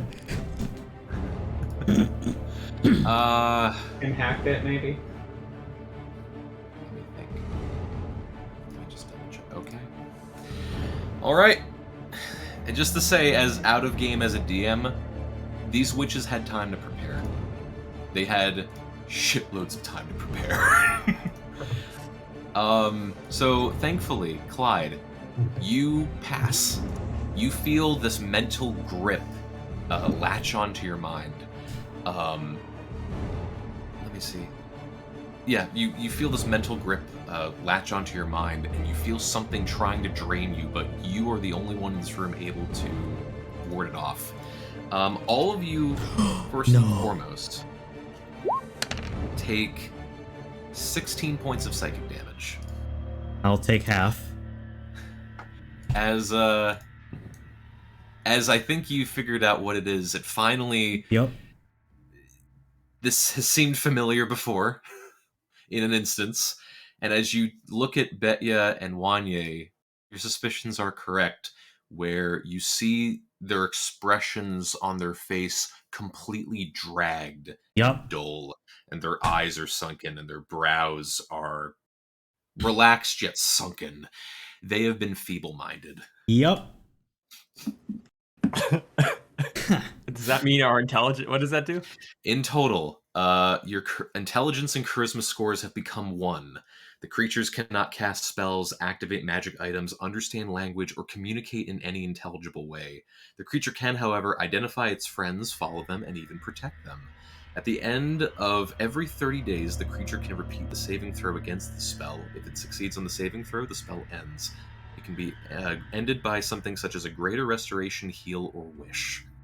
No dispel magic. No dispel magic. Hey, Tim. Yes. While they're doing that, I'd like to open this door. While they're doing... It's opened. Oh, You see this green Harry Potter ass flash coming from a room, and you want. I from where I'm at, unless there's a window on this wall somewhere, I don't see any flash. I already walked down the hallway. As far as this hallway was recently explored, but yes, it is a long hallway with all these steel guarded doors that lead to windows outside, and the windows have some embracements as well on them. It's just basically a fortification room to safely look outside or keep things in or out. But yes, Clyde, your 2 companions next to you have been feeble-minded. Hey, Clyde. Hey, what's up, All right, man? buddy. Sit down. Oh, look, it's a bear. I'll motion them. I'll grab them by their shoulder and I'll motion them to sit down. I'll grab Wanye to sit him down. Okay, as you pull him back, the owlbear tries to beak Wanye. Can they understand common? I am like grabbing onto them and trying to just get them to sit down. Wanye, from your mentality, you think you're speaking, you understand language. Actually, you actually can't understand what Clyde is saying. You recognize him as a friend, and you'll follow him and protect him, of course. But you can't communicate in any intelligible way. Oh my god. Yep. You're literally just... He's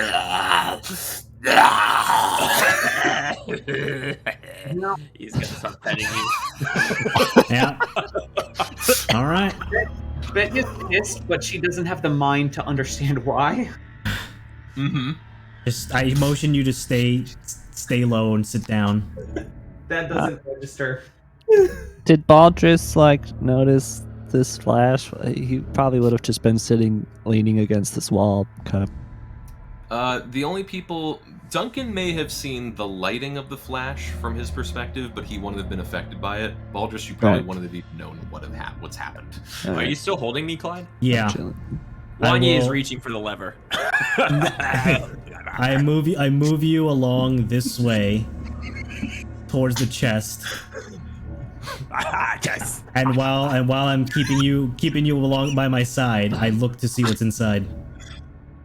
As you look inside, there is nothing left inside. Mm-hmm. Okay. It seems that the chest contained the element of the spell, and opening it released the spell. Makes sense. All right. Similar to the Fireball book, it basically just contains the magic. Sorry, guys. Hey, everybody. Need you to get in here. Except you, Baldris. Don't. Still need to find a way to stop that. I can just break the whole wall. Then Probably. do it. I'm gonna just punch a hole in the wall. I grab onto them both to just brace them, and I'll just crouch to get them to just sit down. Yeah, I'm gonna try to untie his shoes and tie them together. Do you even know how to tie a knot? If I even know, I can do the. I'll do a smack your hand to stop you. To give you an idea, an owlbear's intelligence is 3. You are dumber than the owlbear rug. Wanye thinks he's untying the shoes, but he's just looking at them really closely. There's drool running down. I'm gonna pick up this hunting trap that's in front of me. Mm-hmm. And then I would like to try to shoot out the eyes of this first statue. No, that's gonna scare them. Okay. Okay, and I'll say, just for visual aid of the gargoyle statues, the eyes are hollow, and the fire that ejects, it comes only from the mouth, but the eyes are, it's not like they're holes that you can reach into. They're just sunken artistically. There's no actual pupil or eye sockets themselves, but they are coverable. I want to run back here. I'm gonna grab. How many sheets are on this bed? It's enough. There's enough. Okay, I'm gonna grab one sheet. I'm gonna throw it over this first one here. Okay. And I'm just gonna literally step in like half the room just so that one can see me. Mm-hmm. So, yep. So you step in, and the one that you covered does not activate with the covered blanket. I can repeat the thing until I get to the other side of the room, of the hallway. Okay. And there's a skeleton on the bed, handcuffed as well, so it's awkward to kind of get the sheets around it. But yes, after a period of time, you cover one by one all the gargoyle heads. Oh, I figured it out! Hmm. Come on in, Baldries, you're good. Are you sure? Because it's gonna hurt real bad if you're not. It's fine, I promise I won't kill you, I just won't save you. Okay. Baldris, you can do that, or you can punch a hole in the wall. It's up to you. And I'll say, Baldris, make an attack for that first. If you tried punching before, just make a quick attack. Oh, yeah, I definitely would have tried punching. I didn't know anyone else was, so. You just finger flick it, the whole wall falls. Good chat. Oh. Yikes. It's a little bit weird because you're still kind of thinking about your leg. So you're a little distracted. Not like but phantom limb syndrome. Yes. You can hear the bone like kind of like rickety, like around, like I'm shaking a tin can, but my bone is hitting the inside of the armor. Just like, cling, cling. Yeah, it's a bit distracting. So try as you might to punch it. This fortress's original design was to withhold a dragon's attack, even though this is the interior wall, so it's less of a need. It's quite sturdy. Maybe if there was something like a shatter spell or, Ring of the Ram or something like really impactful, physical punching it probably won't do the trick. Who has the shatter spell? Or Ring of the Ram.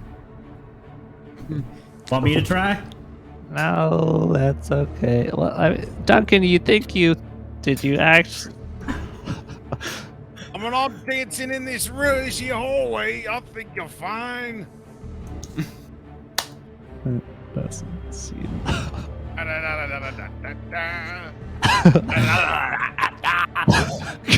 See, Wanya's in on it.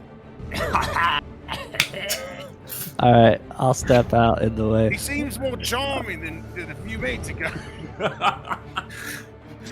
Baldris, you step out into the hallway very cautiously, and you see these 3 tarps or 3 blankets covering what you've been told are the gargoyle heads. You don't hear anything.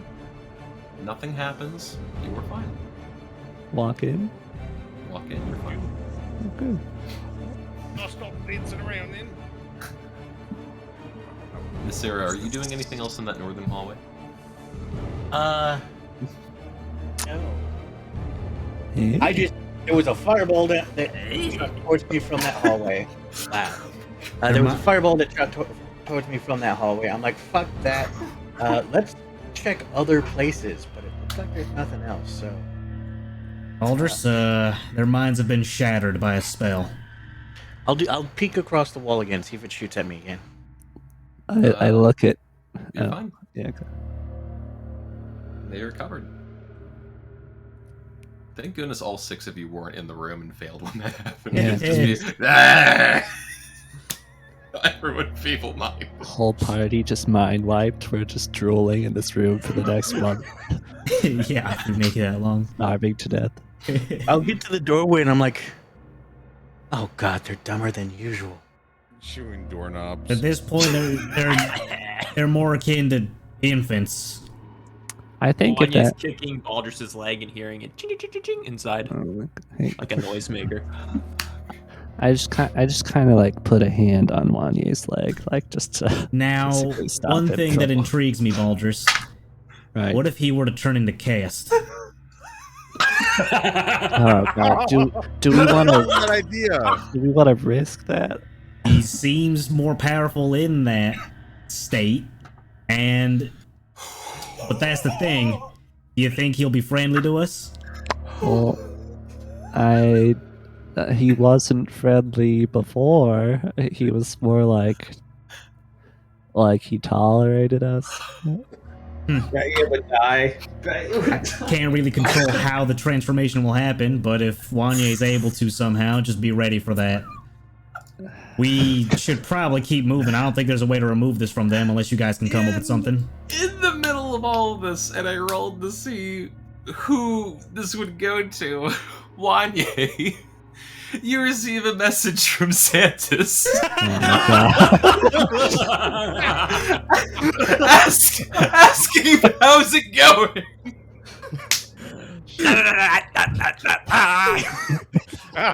That's all I reply. Santa's back in where he's at the end, just is like, oh fuck. Hey, Baldrus, you still got those cards on you? Are those real? I can check. Yeah, can you I found- check? I run back into that other room and I pick up that other deck of cards. I found a deck of cards. Wait, was it a deck or was it just like spread out cards? More spread out, not organized. Oh, well then never mind. I don't run back in. Okay. I redact everything I just did. Okay. Okay. And after another moment, Wait, Santa's, don't completely redact that. It might be. Santa's stunned eventually. Baldrus, you hear. I'm sorry, I misdialed. Is everything going okay? How's Wanye?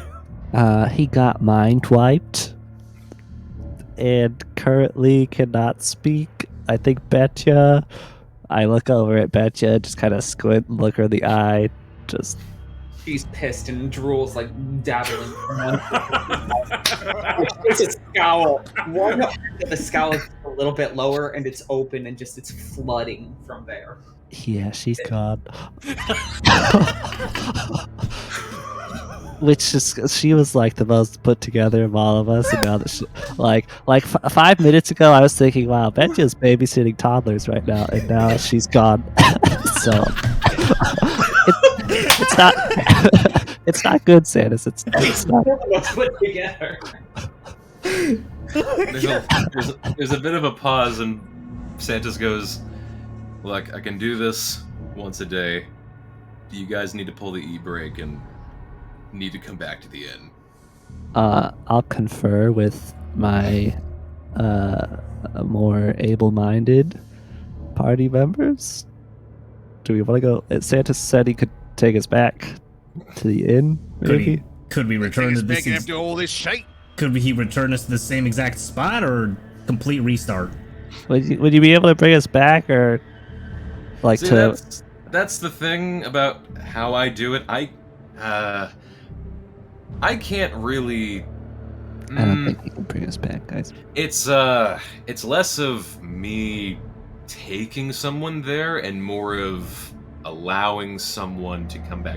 You remember when you guys were in that creepy cave with, like, what was the guy's name, Demetrius or something? I don't. Yeah. See, I could open that because I can present it for you guys to come back. I can only make them appear. Oh, to it's like people. it's a return sort of thing. Yeah, it's a return. It's a return thing, not a send. We would be starting from square one, Clyde. I think. I mean, I wouldn't say like square one. I'd say. Well, yeah. I mean, you know. 1.5. Give them time to reset everything. We could, Also, we continue on forward. how long are they gonna be like this?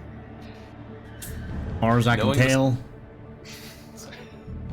months. I mean, we can't continue. They ain't capable to fight with their normal abilities, and they might just try to lay down their lives or run away screaming in terror at whatever comes next. Those are basically their only options. You would know with Feeble Mind, it lasts for 30 days to reattempt to try and break Feeble Mind. That's why I said months.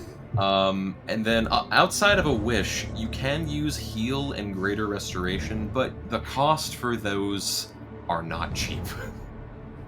So either it's a lot of money, or you just wait a month. Hope that people mind breaks.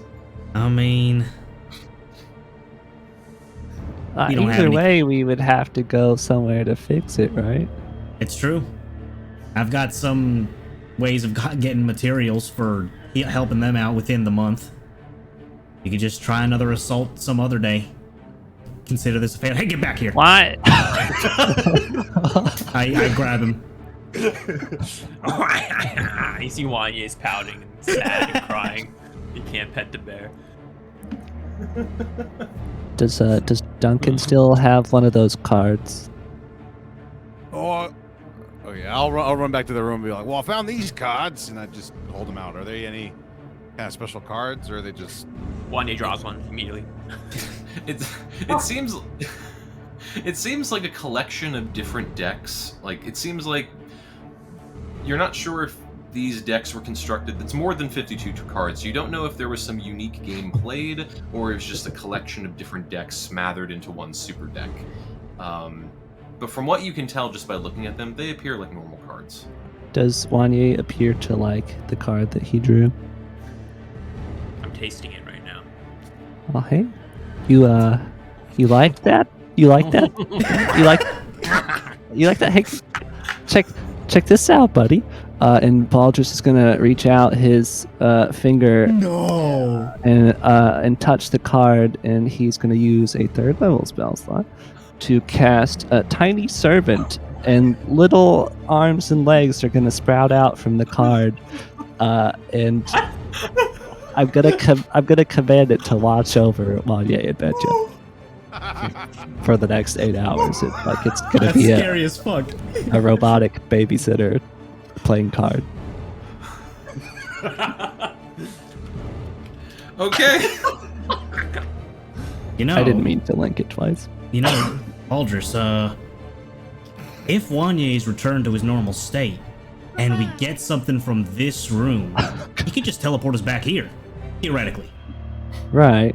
So This is a checkpoint of sorts. Of course, Let's that gives just- the witches time to prepare.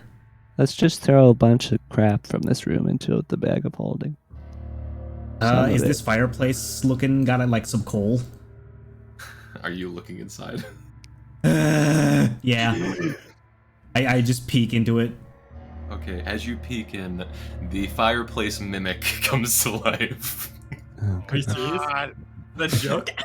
And attempts to pull Alright. Clyde inside.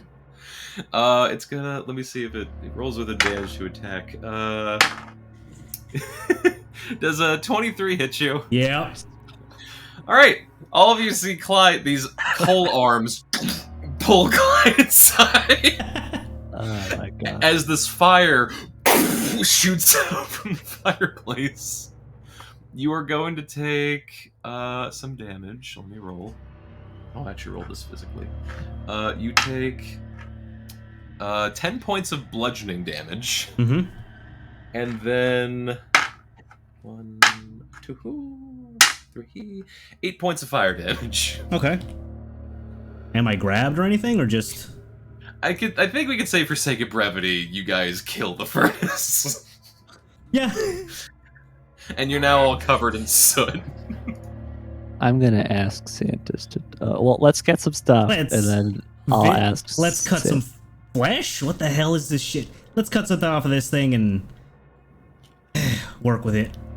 Do we want to take that rug? It's kind of cool. It moves. It's got its sentience. You can stab at it if you want until it's dead, but... I'll take it. Wait, say... You want it alive or dead? Hey, oh wait. And you I can't hear him, right? No, he's here.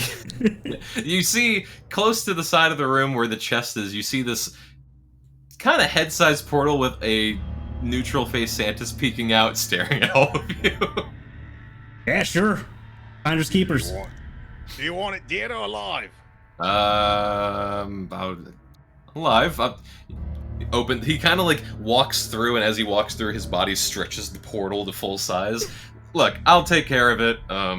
It's witch shit too. I collect your shit. Just Just get inside. I'll yeah. take care of it. All right, you two, come on. Oh my! What the fuck happened? Well, I was just gonna say, can I use animal friendship? This motherfucker.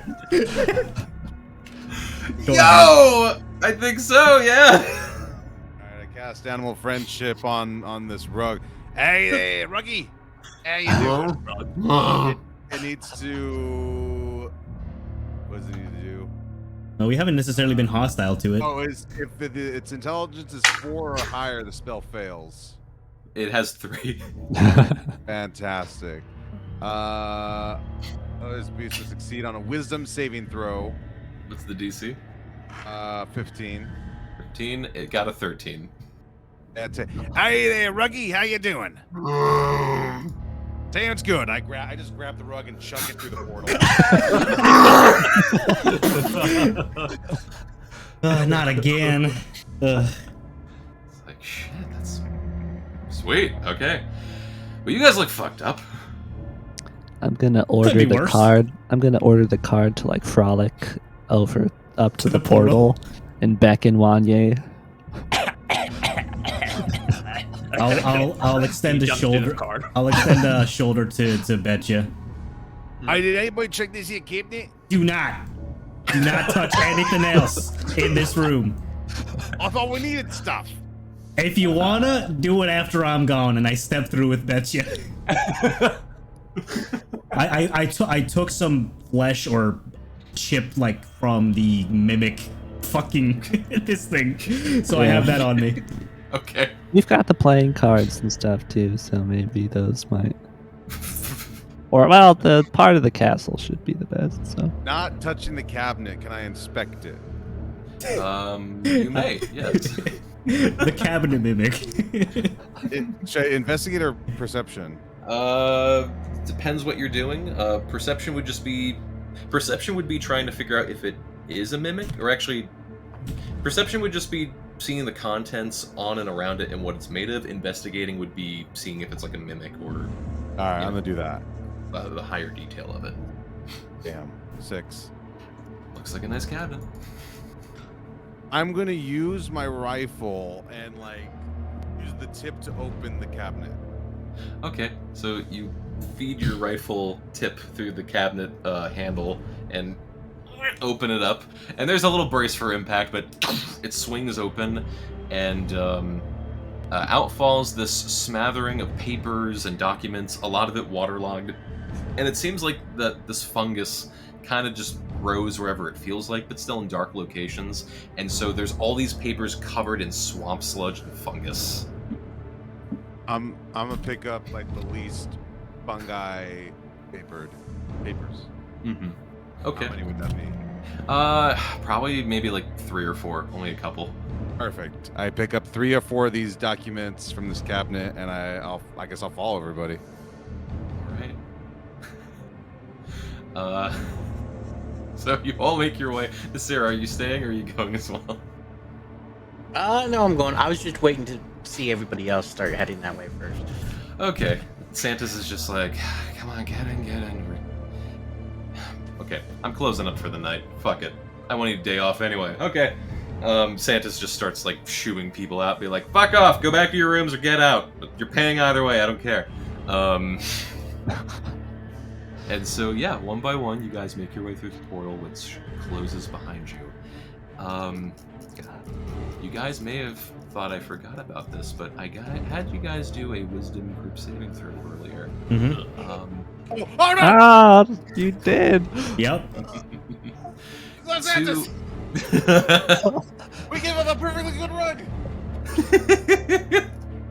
To the 2 of you who passed, I want to say that was Betya and Duncan. This is going to help me decide what's going to happen. I need both of you to roll 1 D100.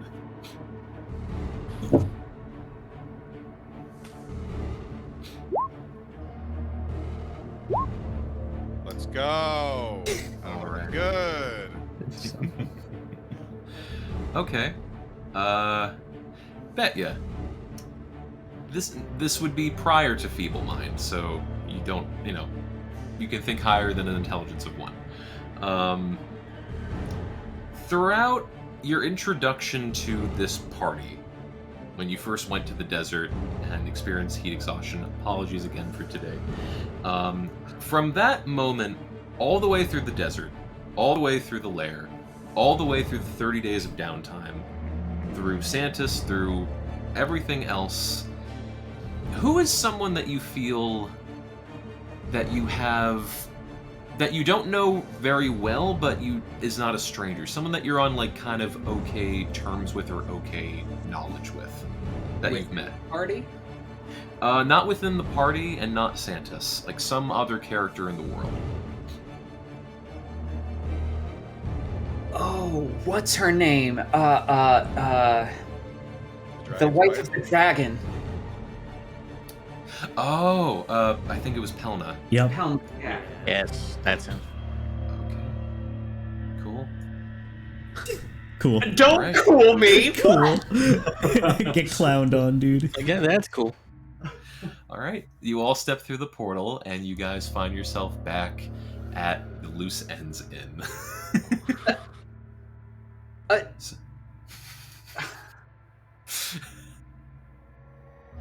Alrighty.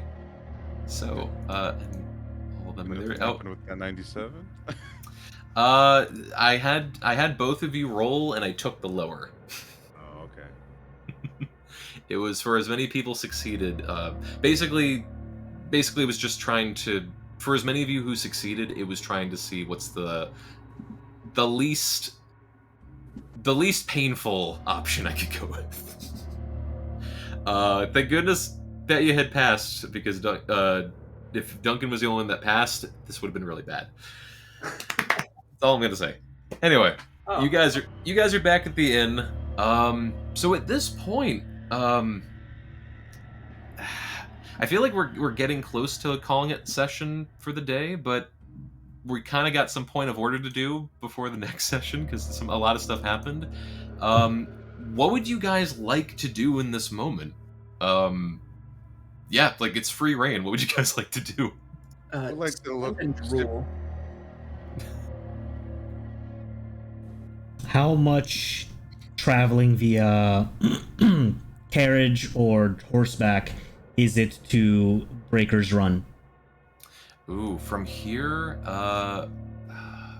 it would take at least a week's worth on horseback carriage. And then 2 weeks to come back. There and yeah, back. one week there, 1 week back. Yes. All right. Well, that was a busted operation. I've got some shipments I'm waiting on at home, and I'm wondering if more money has rolled in from the riding. I wonder if I can get them either hire professional help to clear their minds or a spell scroll of some sort. That's gonna take me 2 weeks to get there and come back with them.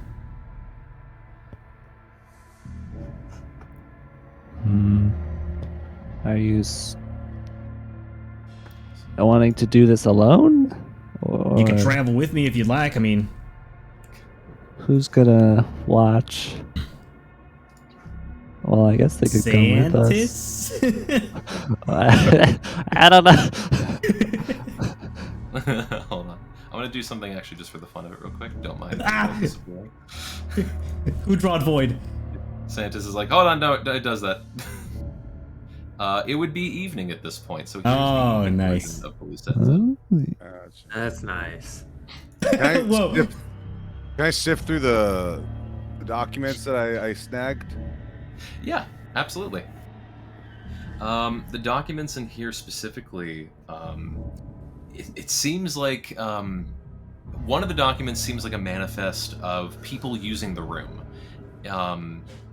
And you have all these different names. None of them are familiar, but it seems like high members of society or royalty or friends of royalty who were essentially allowed to use the room for the summer, the winter, whenever they felt like it. And part of this is a series of documents over time of who has been here and who hasn't been here. It could come in handy. I could actually make something for that. And then the other documents just seems like some personal writings of manifest of,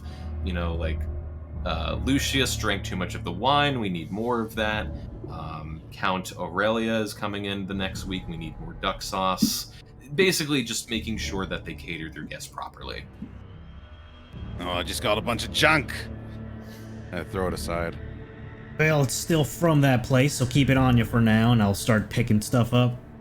You can use it to get back into that room later when Wanye is clear-headed. Alright. Is Ranye riding the head? Oh yeah, he thinks he's a dragon rider right now. He's making dragon noises. Being conscious of the dangers of this inn for our new party members, the card will definitely be checking on both Wanya and Betya. So, like, if she's face down, bubbling in that pool right now, it would come. Let us know. I mean, I don't know how dumb you are. She's just smart enough to unalive herself. You've been drooling, and I don't know. No, she thinks this hot tub is her only friend right now. Okay, all right, So beautiful. she's defending it. As long as everyone's okay, that's good. Hot dang. Well, Know any clerics, Santis? That are alive?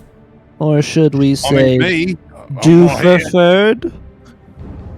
You got the ability to clear what they've got? No. Oh, no, I don't want that. No. Well, yes, Duncan over here. He's got some expertise. It's why I recommended him to all of you. You're welcome, by the way. What was the other shit everyone else said? I name dropped his alias from the dream world thing, whatever just happened to us. Would you have dropped it again in that moment? No, like when Clyde asked his name and then said Santis is part of it, I had said, or should I say, do preferred. You say that, and he gives you this look. It's bad Just luck. this most puzzled look. Do for. What's that? How Did I say it right? in the 9 hells do you fucking know that? We went to the past, maybe. You should ask the witches. What? Looks like they saw you at a ballroom dance a couple hundred years back. Wait, which one? Don't one- you remember? We were all there. The one where King and Queen got married. Redigear and Lenora. Oh, I was gonna ask, would narrow that down more, but okay, yeah, that one. Yeah, that was a good one. 3rd day of the 3rd month of the 3rd year. That was a great one. The thirds. A Yeah. slime ate my leg. What? We're pretty harrowed from everything that's happening. It's alright, Baldur. I'll just Look, kind of... we got time to catch up and talk about regalities and fuckery and stuff like that, and how the fuck you know about my name. I haven't used that one in a while. I might use that. You told it to me. Yeah, we spoke. It's the craziest thing. Wait. It was pretty nuts. Don't you dare say you remember that. Would it surprise you if I said yes and no? I'm surprised that yes. I do not believe we traveled to the past. That was just an illusion. I mean, I remember someone talking with me. Did he I told whisper you- in your ear, like, very obnoxiously, and I go up to Baldur's, like this? Like, right up in his face, because that's what you did to Santis. I did. Do you remember someone getting shot at that party? Because I shot someone in the face. With a gun? Or whatever that is? So you got it right, it's a gun. Not that part, but I do it wasn't you guys, but yeah, I remember I was talking with. It's so long ago. Fuck, you guys. We should have looked in a mirror, mate. There was no mirror. It wasn't there at the time. I remember. I'm gonna have to think on this for a bit. I'm sorry, but yeah, I remember something, but I don't remember. It wasn't. Hey, Tim. Was it? Yes. What am I wearing right now?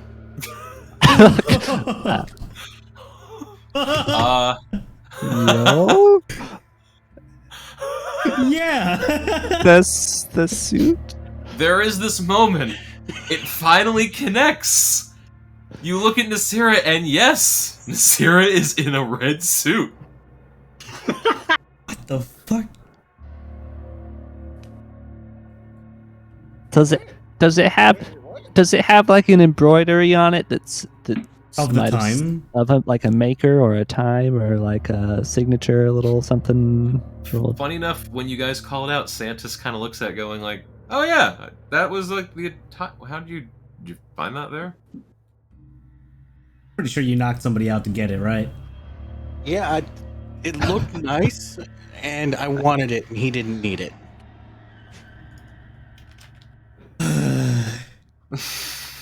But that means, and then Ball just reaches in for the deck? Question mark. Yeah.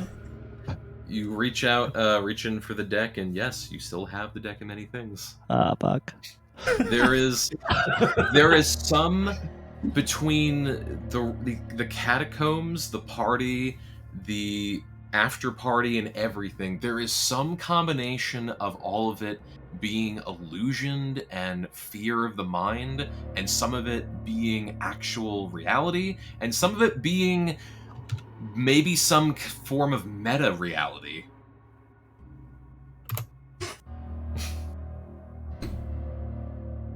And Santos just sort of looks at this and he's like, "This is why I don't fuck with witches. This is why I don't fuck with witches."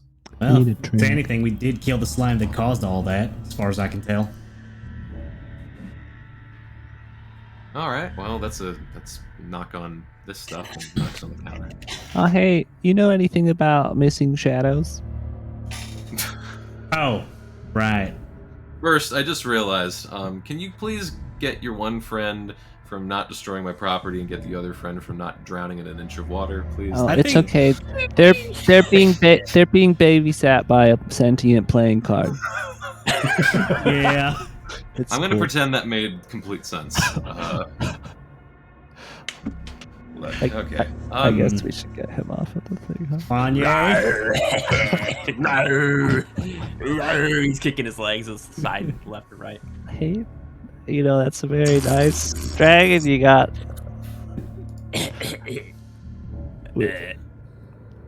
Yeah, it's more of like a drake, like not like a dragon. It's like a dragon. Yeah, that shit.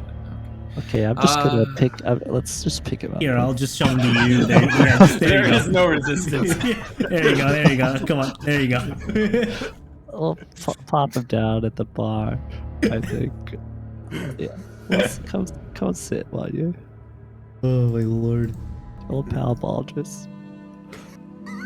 It's like the good old days. Alright. So it looks like you guys are gonna need some time for this. It's fuck, I can't. Look, just take whatever time you need. If anything, I want to shut down the loose ends in for a bit. They're up in quarantine regulations in Junglebrook anyway, so it's like, it's kind of, they don't want more people here. They kind of have an influx. Just do whatever it is you got to do. If you need me, I'll be in my room doing stuff. All right. Yeah, I'm all tapped out today. I had to take a couple errands too, but and to answer your question, kind of motions over the Clyde. As far as a healer, like for this kind of shit, I mean, there is. Do I want to let you know about Bizarre? Yes, I can. We can, if you want, do something to speed this process up along, though I must warn you, a particular so-and-so that you guys dealt with, that I don't necessarily like dealing with, is from this place, as well as a multitude of other people similar in nature. So we can, but it's probably going to be the most risky thing you ever do with your lives. Beyond fucking with witches? Beyond fucking with witches. We almost died walking into some bedrooms. That happens Just- every night here. True. At Not least wrong. at least for one person. At least. All right. I'll take that chance. Do what you will. Just let me know what you're interested in, and take. We got rooms. Fuck it. Just do whatever. Can I turn one into a workshop to build a new leg? Oh my god. Sure. Why not? I mean, this place is closed down anyways. Why not? Well, I mean, if And you'll be relocating anyhow once we get rid of the witches. I mean, I got my workshop in the kitchen. If you want to. I mean, if you have a workshop, I would just use the workshop. I Yeah. mean, I think we have enough demonic rapport with each other. I think I'd allow you to use my workshop slightly. Okay. Just don't touch anything. That's okay. That's the rule. Okay. I'm tired. Have a good night. And he walks out. Can we serve ourselves? Yeah. Okay, great. So, all right, Baldur. So, Don't clean anything up. I want something to do when I wake up. Okay. That's I'm. Alright. main reason I thought I'd go on myself to Breaker's Run is, well, I can summon my horse and get there in faster speeds than waiting on a carriage. Oh, Which, okay. I mean, I don't know where we get one from here. Of course, the road has its own troubles, but I think I did find the last month we were away. Right. I mean, somebody's got to stick here with these two. I was kind of thinking if we were going to have at least that amount of time, maybe we could talk to some people and figure out Nasira's magic claw deal, something there. Maybe I could work on that while you're gone. Yeah. Yes. I wanted to talk to you about that. Yes. What, do you This have is it. ideas? I mean, I can do like a lot of stuff. I just need materials, I think. Nasir looks at herself, looks at you, and it's like, one of us is smart and the other one was just trained to kill people. You're both smart in our own ways, Nasira. You're smart at killing people. Big toothy grin. And Baldur's will probably make that better for you. We can write down some list of materials you need. I could probably gather them for you, but it'll take 2 weeks for me to arrive with them. Okay. Alright. I don't even know if that'll take me the whole time once I get the materials, so if anyone else needs, I don't know. At one point, you hear in the middle of this, as you guys are convening, you hear from you hear from the tiger rug. Yep. Or owlbear? Or tiger? The tiger rug. Oh, no. You hear out of its mouth, "Comfortable?" It's an unrecognizable voice. No. Look at my leg. Why does this one talk too? And it just sort of the rug's not moving or anything. You just hear a voice, like some kind of radio coming out from it. "How are you all holding up from all the fun we gave you?" Whew. I'm sure you can see how it is. Surprisingly not. We can't see right now. Good to know. Flip them off.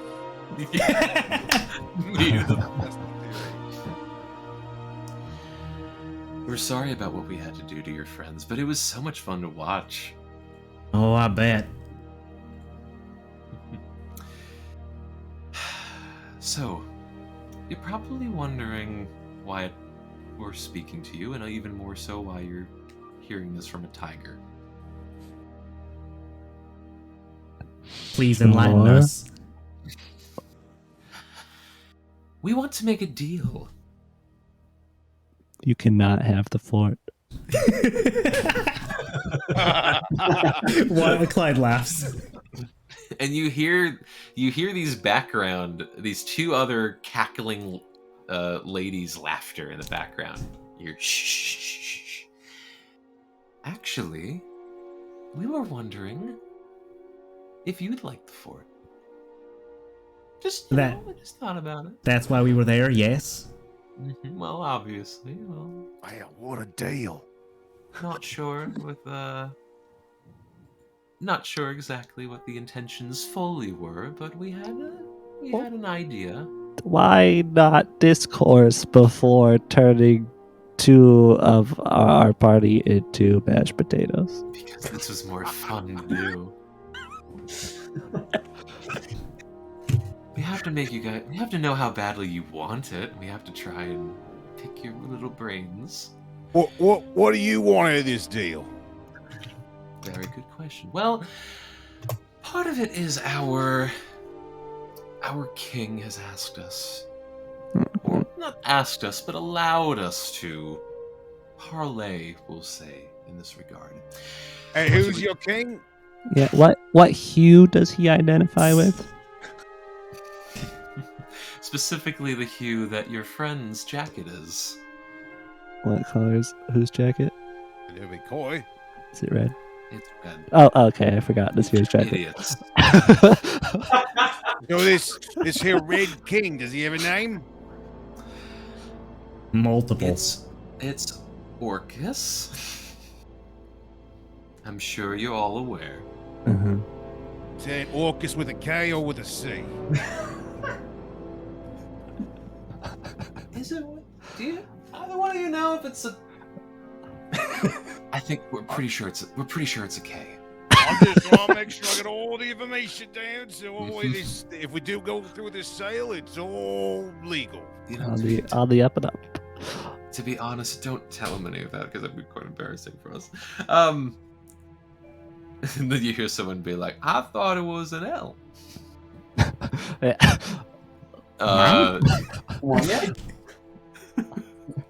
Surprisingly, it came from the tiger's mouth.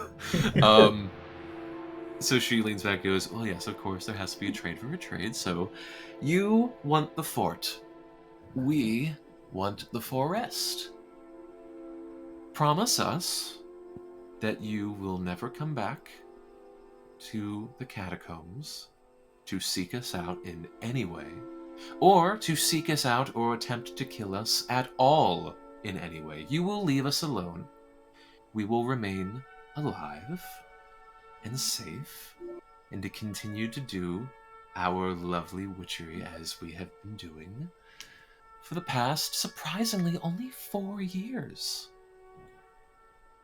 In turn, we will give you the fortress if you forever leave us alone. And should you ever back on the deal and attempt to pursue us, or annoy us, or speak to us, or kill us, or anything towards us in any way, shape, or form, your fortress will crumble to the ground. Do we have a deal? I look back at everybody else. I look at Clyde, I assume he's the closest. Well, hey, listen, you all hired me just to take you to some witches and get you a fortress. If there's a shortcut you all want, I'll back you all. But, yeah, I don't have too much stake in this game. Except for, a bit of a hunting sport here, you know what I mean? It's a convenience, sure, but what I'm saying when overall is, their king wherever is... you lot decide, I'll back you up. After all, their king, or whom they swear their allegiance to, is kind of our enemy. I feel like our paths are going to inevitably cross once again. Yeah, we're gonna and if we accept this deal, the fort's just going to end up crumbling then. Only if you come after us. Forget Orcus, forget all of that. We're just looking out for ourselves. And all things considered, although gave you guys a pretty good ass spanking, to put it bluntly, you all are formidable. maybe not to Orcus, but to us, yes, formidable indeed. We don't want anything formidable coming after us ever again, so we will give you this hunk of stone if you just leave us alone.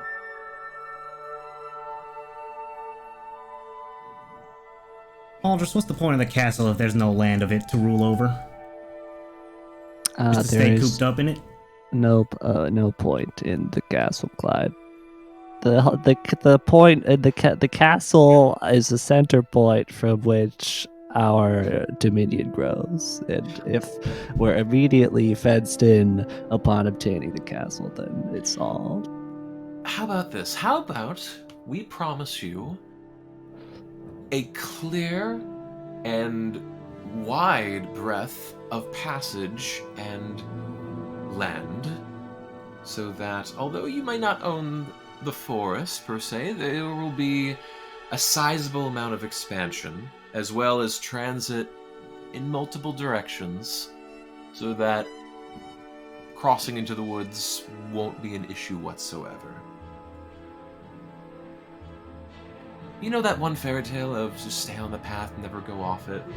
Essentially that. If anything, we're providing you protection.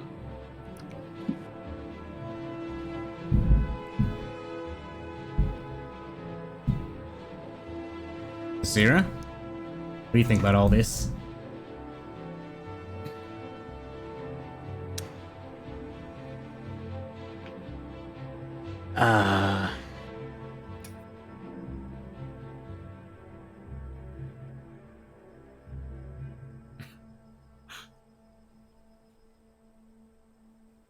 I mean, I don't have much either way.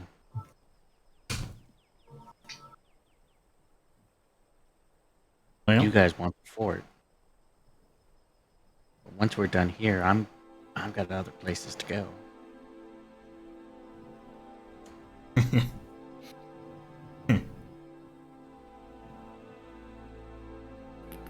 Who's to say this is not another cowardly trick from those who refuse to even show their faces? And Baldrus will step on the head of the tiger.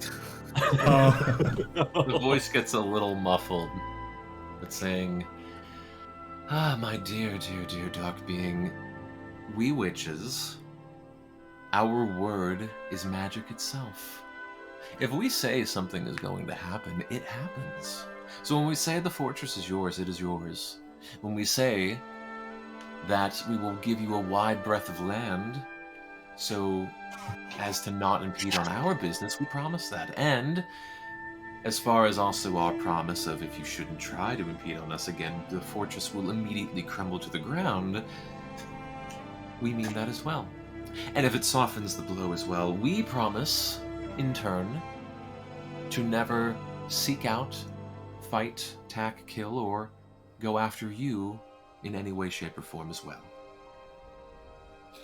Your business is your business, and our business is our business.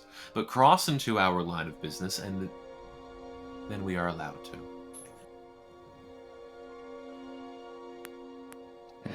I don't like unclear terms. The line of when you declare yourself bothered could be moved at any time. So then how would you wish for those terms to be designed by bothered?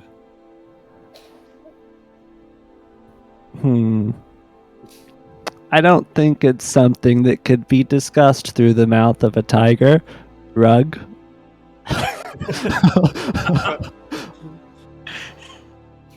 Next thing we know, there's an actual tiger walking through the front door. Well, if you prefer, we can come to you. But do you really want that? Give ourselves a sit down. Why not?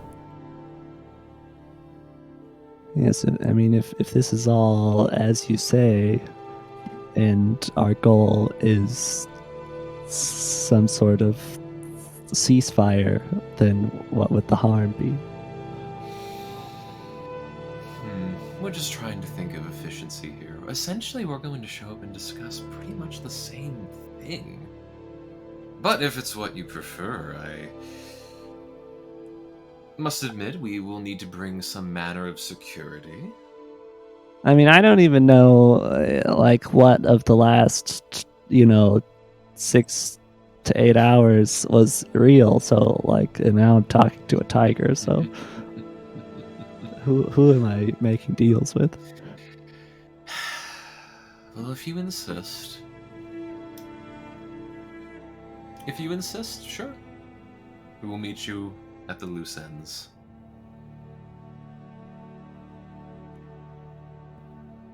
Do we insist?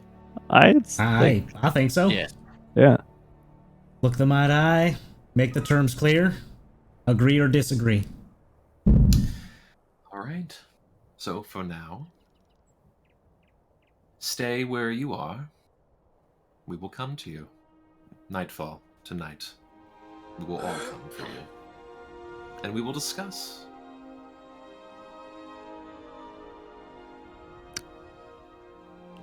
Okay. And the voice goes silent. Safe to assume they can probably still hear. Yeah, they said that they couldn't, but if they can get here without issue. They just can't see is the only thing. Yeah. So, you think you're gonna end up being swayed by them? Baldris sort of like looks down at his leg with a grimace. Shakes his head. Yeah. There's no telling what'll end up happening to come down the future. I'd rather just have things locked down. One or the other owns that land. Yeah, it's not really the way that they presented it was basically like they just tell us what to do whenever they want. And in the end, Witch is just trying to stay alive. And All it right. seems they've got some leeway in their servitude somehow. But what's stopping a god's influence to whom they serve to just control them to attack us regardless? You know? Right. They said we're formidable to them. Orcus ain't formidable. We're not formidable to Orcus, but I'm sure Orcus is formidable to them as well. Against my better judgment, I'm going to where the water is just to check on Becca. How's Betty doing? Betty's. Does feeble mind like lock the mind away? Or like we're not present at all. We don't like our inner selves don't sense anything. There's technically your inner self isn't locked away. Like your intelligence is dumbed to 1, so you're still able to at the bare least you're able to recognize who your friends are and can still protect them and follow them. But you are, for the time being, your intelligence is 1. Probably like a lot of your reasoning skills and like. Okay, well, my brain's off watching Looney Tunes consistently, so I'm self-entertained. I'm fine.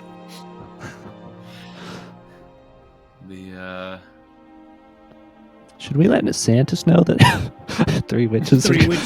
Yeah, he's not gonna like them walking He up. He literally just told us he hates dealing with witches and wants nothing to do with it. Flash cut to you guys telling him, and his hands, he's just caved deep in his palms. What the fuck did I tell you? Gotta go out of your comfort zone every once in a while. What the fuck did I tell you? Well, God, and I still have guests here. What the fuck if they come down and see this shit? it's just a couple of nice ladies talking. We have vampire hunters. I don't have witch hunters. Good thing you don't. Good thing I don't. Yeah, they would be alerted to the witch. It would be bad. Exactly. I'm sure. No, they would fucking kill them because they're witch hunters. Shh. Sure, or die trying. Or die trying, but That's just gonna make negotiations worse.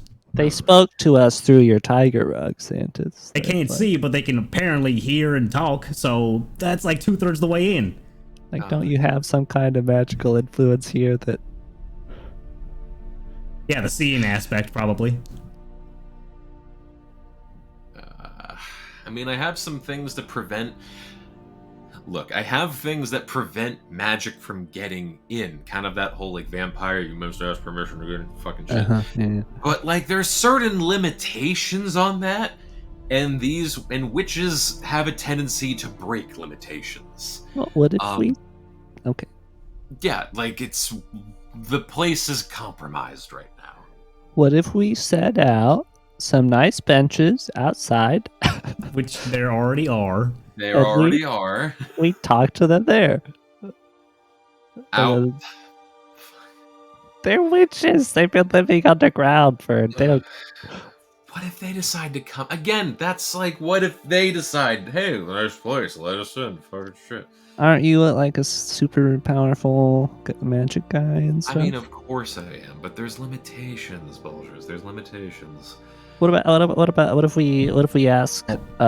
Surely they've got limitations as well. I will plane shift your ass, please. Okay. I'm sorry. That was rude of me. And actually, that was rude of me. I'm sorry. Nasira's listening into this conversation unusually. So Duncan, scale 1 to 5. How do you feel about this wonderful rabble I've thrown you into? Well, you know, it definitely feels like I'm in over my head with this lot. Mm-hmm. I don't worry, I feel the same. Are you having fun at least? I'm enjoying myself, but you know, a little cautious. All right. Well, hopefully when this shit ends, things should be fine for a modicum of time. Hopefully. Okay. Did Betcha dry off before she got out of the... Absolutely not. Oh, she would have loved to clean that up. Sopping trail of water. Speaking of cleanup, I probably got to clean the place up for the witches now. But then again, wait. Actually, witches like gross shit. Yeah, their whole thing was covered in like fungus and stuff. You know what? I think I see. Oh, hey, you're our business partner, Santas. You have to be involved in the discussion. This is the fort. This is part of your future business. We need a lawyer. They're trying to dupe us, man. He points at Duncan. Duncan not knowing, probably. What they call a litigator. I said later that gator. Okay. Speaking of, I wonder where the fuck he is. I should check on him. Anyway, fuck. Okay. Well, yeah, I have to. I don't get a fucking choice anymore. Listen, first off, they're not gonna fucking take the benches. They're gonna come in here no matter what. So we're gonna have a fucking party until they show up tonight. So trash the place. Trash it. Fuck, break everything. You two, points over at Wanya and Betya. Do what you two do best. The wagon.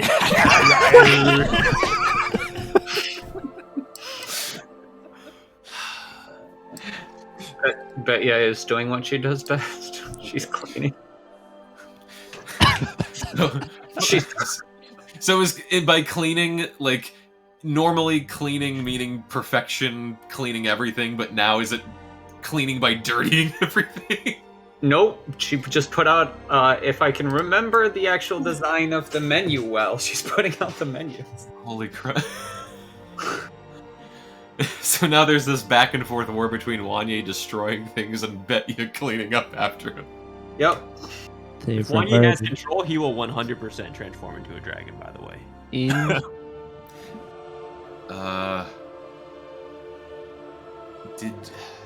Didn't you transform into human this morning? Yeah, it was last night. It was before we took the long rest. So it'd be 24 hours whenever it hits dark. Uh-oh. I don't even know if he'd have that inward reflection. I was just gonna do it because it's funny. We'd probably have to roll to. It'd probably be a roll to see a random roll whether he transforms. I'm not gonna lie. There's probably gonna be a section of downtime coming up, and Wanye's downtime will be sporadically Jekyll and hiding back and forth between the two, and Breaker will be in fear of the invisible giant red dragon that was at retreat showing up in random places throughout Breaker. No. Mindlessly setting everything on fire. 100% probably. But okay, Santos at this point is like, okay, do what you guys do best. Fuck it up, clean it up. I don't fucking care. Not my witch council, but yes, it is because shit. Okay. I need a bath. What would you like the thinking people to do? Or I have no idea, to be honest. Try not to get shit destroyed post or during discussion. Just think about... They probably, if they're showing up in person, they're now probably going to force a deal. So you probably need to agree to something. The best thing I could think of is trying to word the deal as best as possible. It's kind of like making a wish, but it's a fucked up wish. You need to word it well enough where, knowing that you're going to get fucked over in some way, you need to mitigate the fuckery. what if we just kill them when they show up? I mean, we could try that fucking too, but you know, they said you said they're showing showing with up. security. They're showing up with security. Well, True. we don't have security. You can't get security from the Hales. It's fucking excuse. I could try calling a favor. I could try. Fuck it. Okay. I'll think. I have ideas. I also have something for. He points over to Betya and Wanye. I have something that it won't fix what's happening with them, but it'll help like curve the edge off a little bit. Well, good. Yeah, just for a little bit of time. I need to get some drugs. Anyway, see you guys in an hour or two. Fucking, I don't know. And he just, Ready, break. Yeah, and that is so. As everyone begins dressing or dirtying up the place and slowly planning for the Council of Witches and whomever else showing up, we're gonna end the session here. Alright. Oh, we're so fucked, dude. This is gonna be fascinating. This is gonna be fucking awful. I mean, we lured the witches out somehow. If that's actually gonna be them. Well, alright, so spells do not exist. If you guys can Aaron Yeager me, I might be able to somehow turn into a dragon, but Just currently one is drooling on the floor. Man. I haven't tried telepathically speaking to either of you. I assumed I'd get just static. But I'm gonna try that I'm gonna try that next session. You'd get fax machine noises. It'd be like fart noises. Oh, shite. Huh. Huh. I just want We to have know till if- nightfall, right? At least I get a short rest. Yeah. I just so between this and next session, start trying to think of what to do for the deal, or if there's other deals you want to try and make. You're making Alan, you are making deals with witches or entering combat with witches. Alan, I don't think we're doing a deal, are we? I don't want to do a deal. Both of us value our freedom so much that we do not care for being shackled by this deal. I didn't become immortal to get screwed over and get my castle and then just immediately get dunked on by some people. We got clowned. We HOA, got fucking yes. clowned, dude. Oh my lord. God damn it. Alright. So that's the session. If you gotta go, thank you for playing and good luck next time. Yeah. Shit. I have a thought. I don't know if Jeez. this will work if we just immediately start attacking them. But I have a thought. Does Duncan have holy water? in any way? Well, maybe. Mm. Since I'm a vampire hunter, would I? I'd say easily yes. Okay, yeah, I do. I would ask for just like a drop, a vial of it, for the sake of having material component for banishment, since it requires an item distasteful to the target. So either I'd be able to cast it on witches or whomever they bring. It might work. I don't know. Good luck. They're gonna have like so many counter spells about Alan. Good news is we can't cast spells. I'm Yeah. headed out. I'll see you guys. See ya. Yeah. Or I can't cast spells. Damn it, he ran away. I needed his name for something. I'm excited for him to come with like pit fiends and Barlguras and stuff like that. Probably gonna be some dude named like Jazz, and he's level 6 imp. Jazz the imp. Yeah. Oh It's shit! Pepsi. What if he brings back Pepsi's Folgers, dude? What if he just knows where Folgers is? That would be sick. I did not think of that. He was a badass. When I saw Folgers in my vision, he was like yeeting people, fucking cutting them in half. Your vision.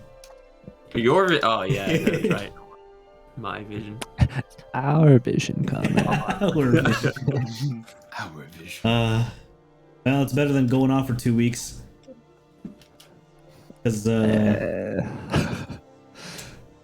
I mean, we are on a time crunch against Orcus, so 2 weeks or longer could prove If it was a month, if you had to fatal wait to the whole time. world. I mean, worst comes to worst, like we accept some stupid deal and we mess up and they destroy the fort and then we kill them then and just build another fort or something. Get another castle. Right? I guess. Like if You guys if are we negotiators here. like if I don't know. I don't feel like we're gonna I don't want it would have to be a pretty favorable deal for us, which I don't think they'll allow. No, they won't. I'm just worried about Betty and Wanye. They're just caught in the collateral once we start fighting. All you guys have to do is kick me until I turn into a dragon. I'm gonna roll a 1d100 each time. Bet you likes negotiating. Sure does. We'll let Betcha be the face man for this. Just angry withdrawal. We all put you in like a really nice seat, and we all stand behind you with our arms crossed, and we just look at them like we're seriously expecting them to negotiate with only you. She's at the end of the table too, like hunkering over. Yeah, If you, Hey, if you can make Betty smile, we'll agree to your deal. Betcha's just like sitting on this couch in the corner at the end, laid back with her arms spread like a mob boss or something. Slaps Nasira car roof. You know how many civilians this cat's killed?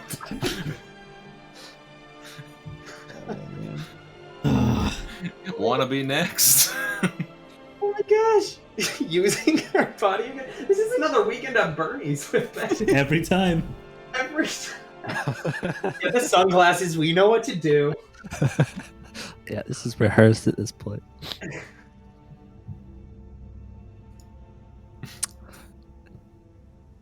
Damn. Fuck. Holy crap. Yeah. I guess we could have just said no, and then Yeah, but that was on you. nobody stopped me. You guys could have said no. I mean, they could be like, "All right, we'll see you tomorrow." Or I like, wanted "We'll see you in a to month." see the witches. Yeah, same. This is a good way of luring them out, honestly. Unless they come in like holograms or something. I can't wait for Bone Dragon to be with them. He's like, If- he has shades and a bouncer coat. Yeah, he's got a suit. Joke's on you. Their ally is Palna. That's why it's gonna have me roll. He's thinking 4 years in the future. 60 chess. Hmm. Oh no. At least it's not Thorikar. Yeah. If I said Thoricon. Yeah, I think I was good chums with him. He didn't kill me. He didn't kill me. I He did kill me. He did kill you. He did. Oh That's boy. okay. If Just he showed up, one. I did actually. Sarah would just have the biggest grin, and no one would know why. Imagine Wanye, like dumb Wanye, trying to Thorokar climb and slide down his scale. Could Like, happen. Yay! and take note. Big blue slide! Yay! Oh boy. Alrighty, guys. Horrible. I'm heading out. See you next week. Have See fun. you next week, See ya. Spock. Good luck. Wow. That's the end of today's session, everybody. It's holy shit. Is next session gonna be session 50 or 49? 49, okay. Usually crazy stuff happens every 10th session, so maybe we'll be fine. Session 49, nothing too crazy will happen. We'll just fight some witches. Everyone have a good laugh, and then we'll be out. Oh boy, with two of us basically out of commission, most likely dying as soon as the fighting starts.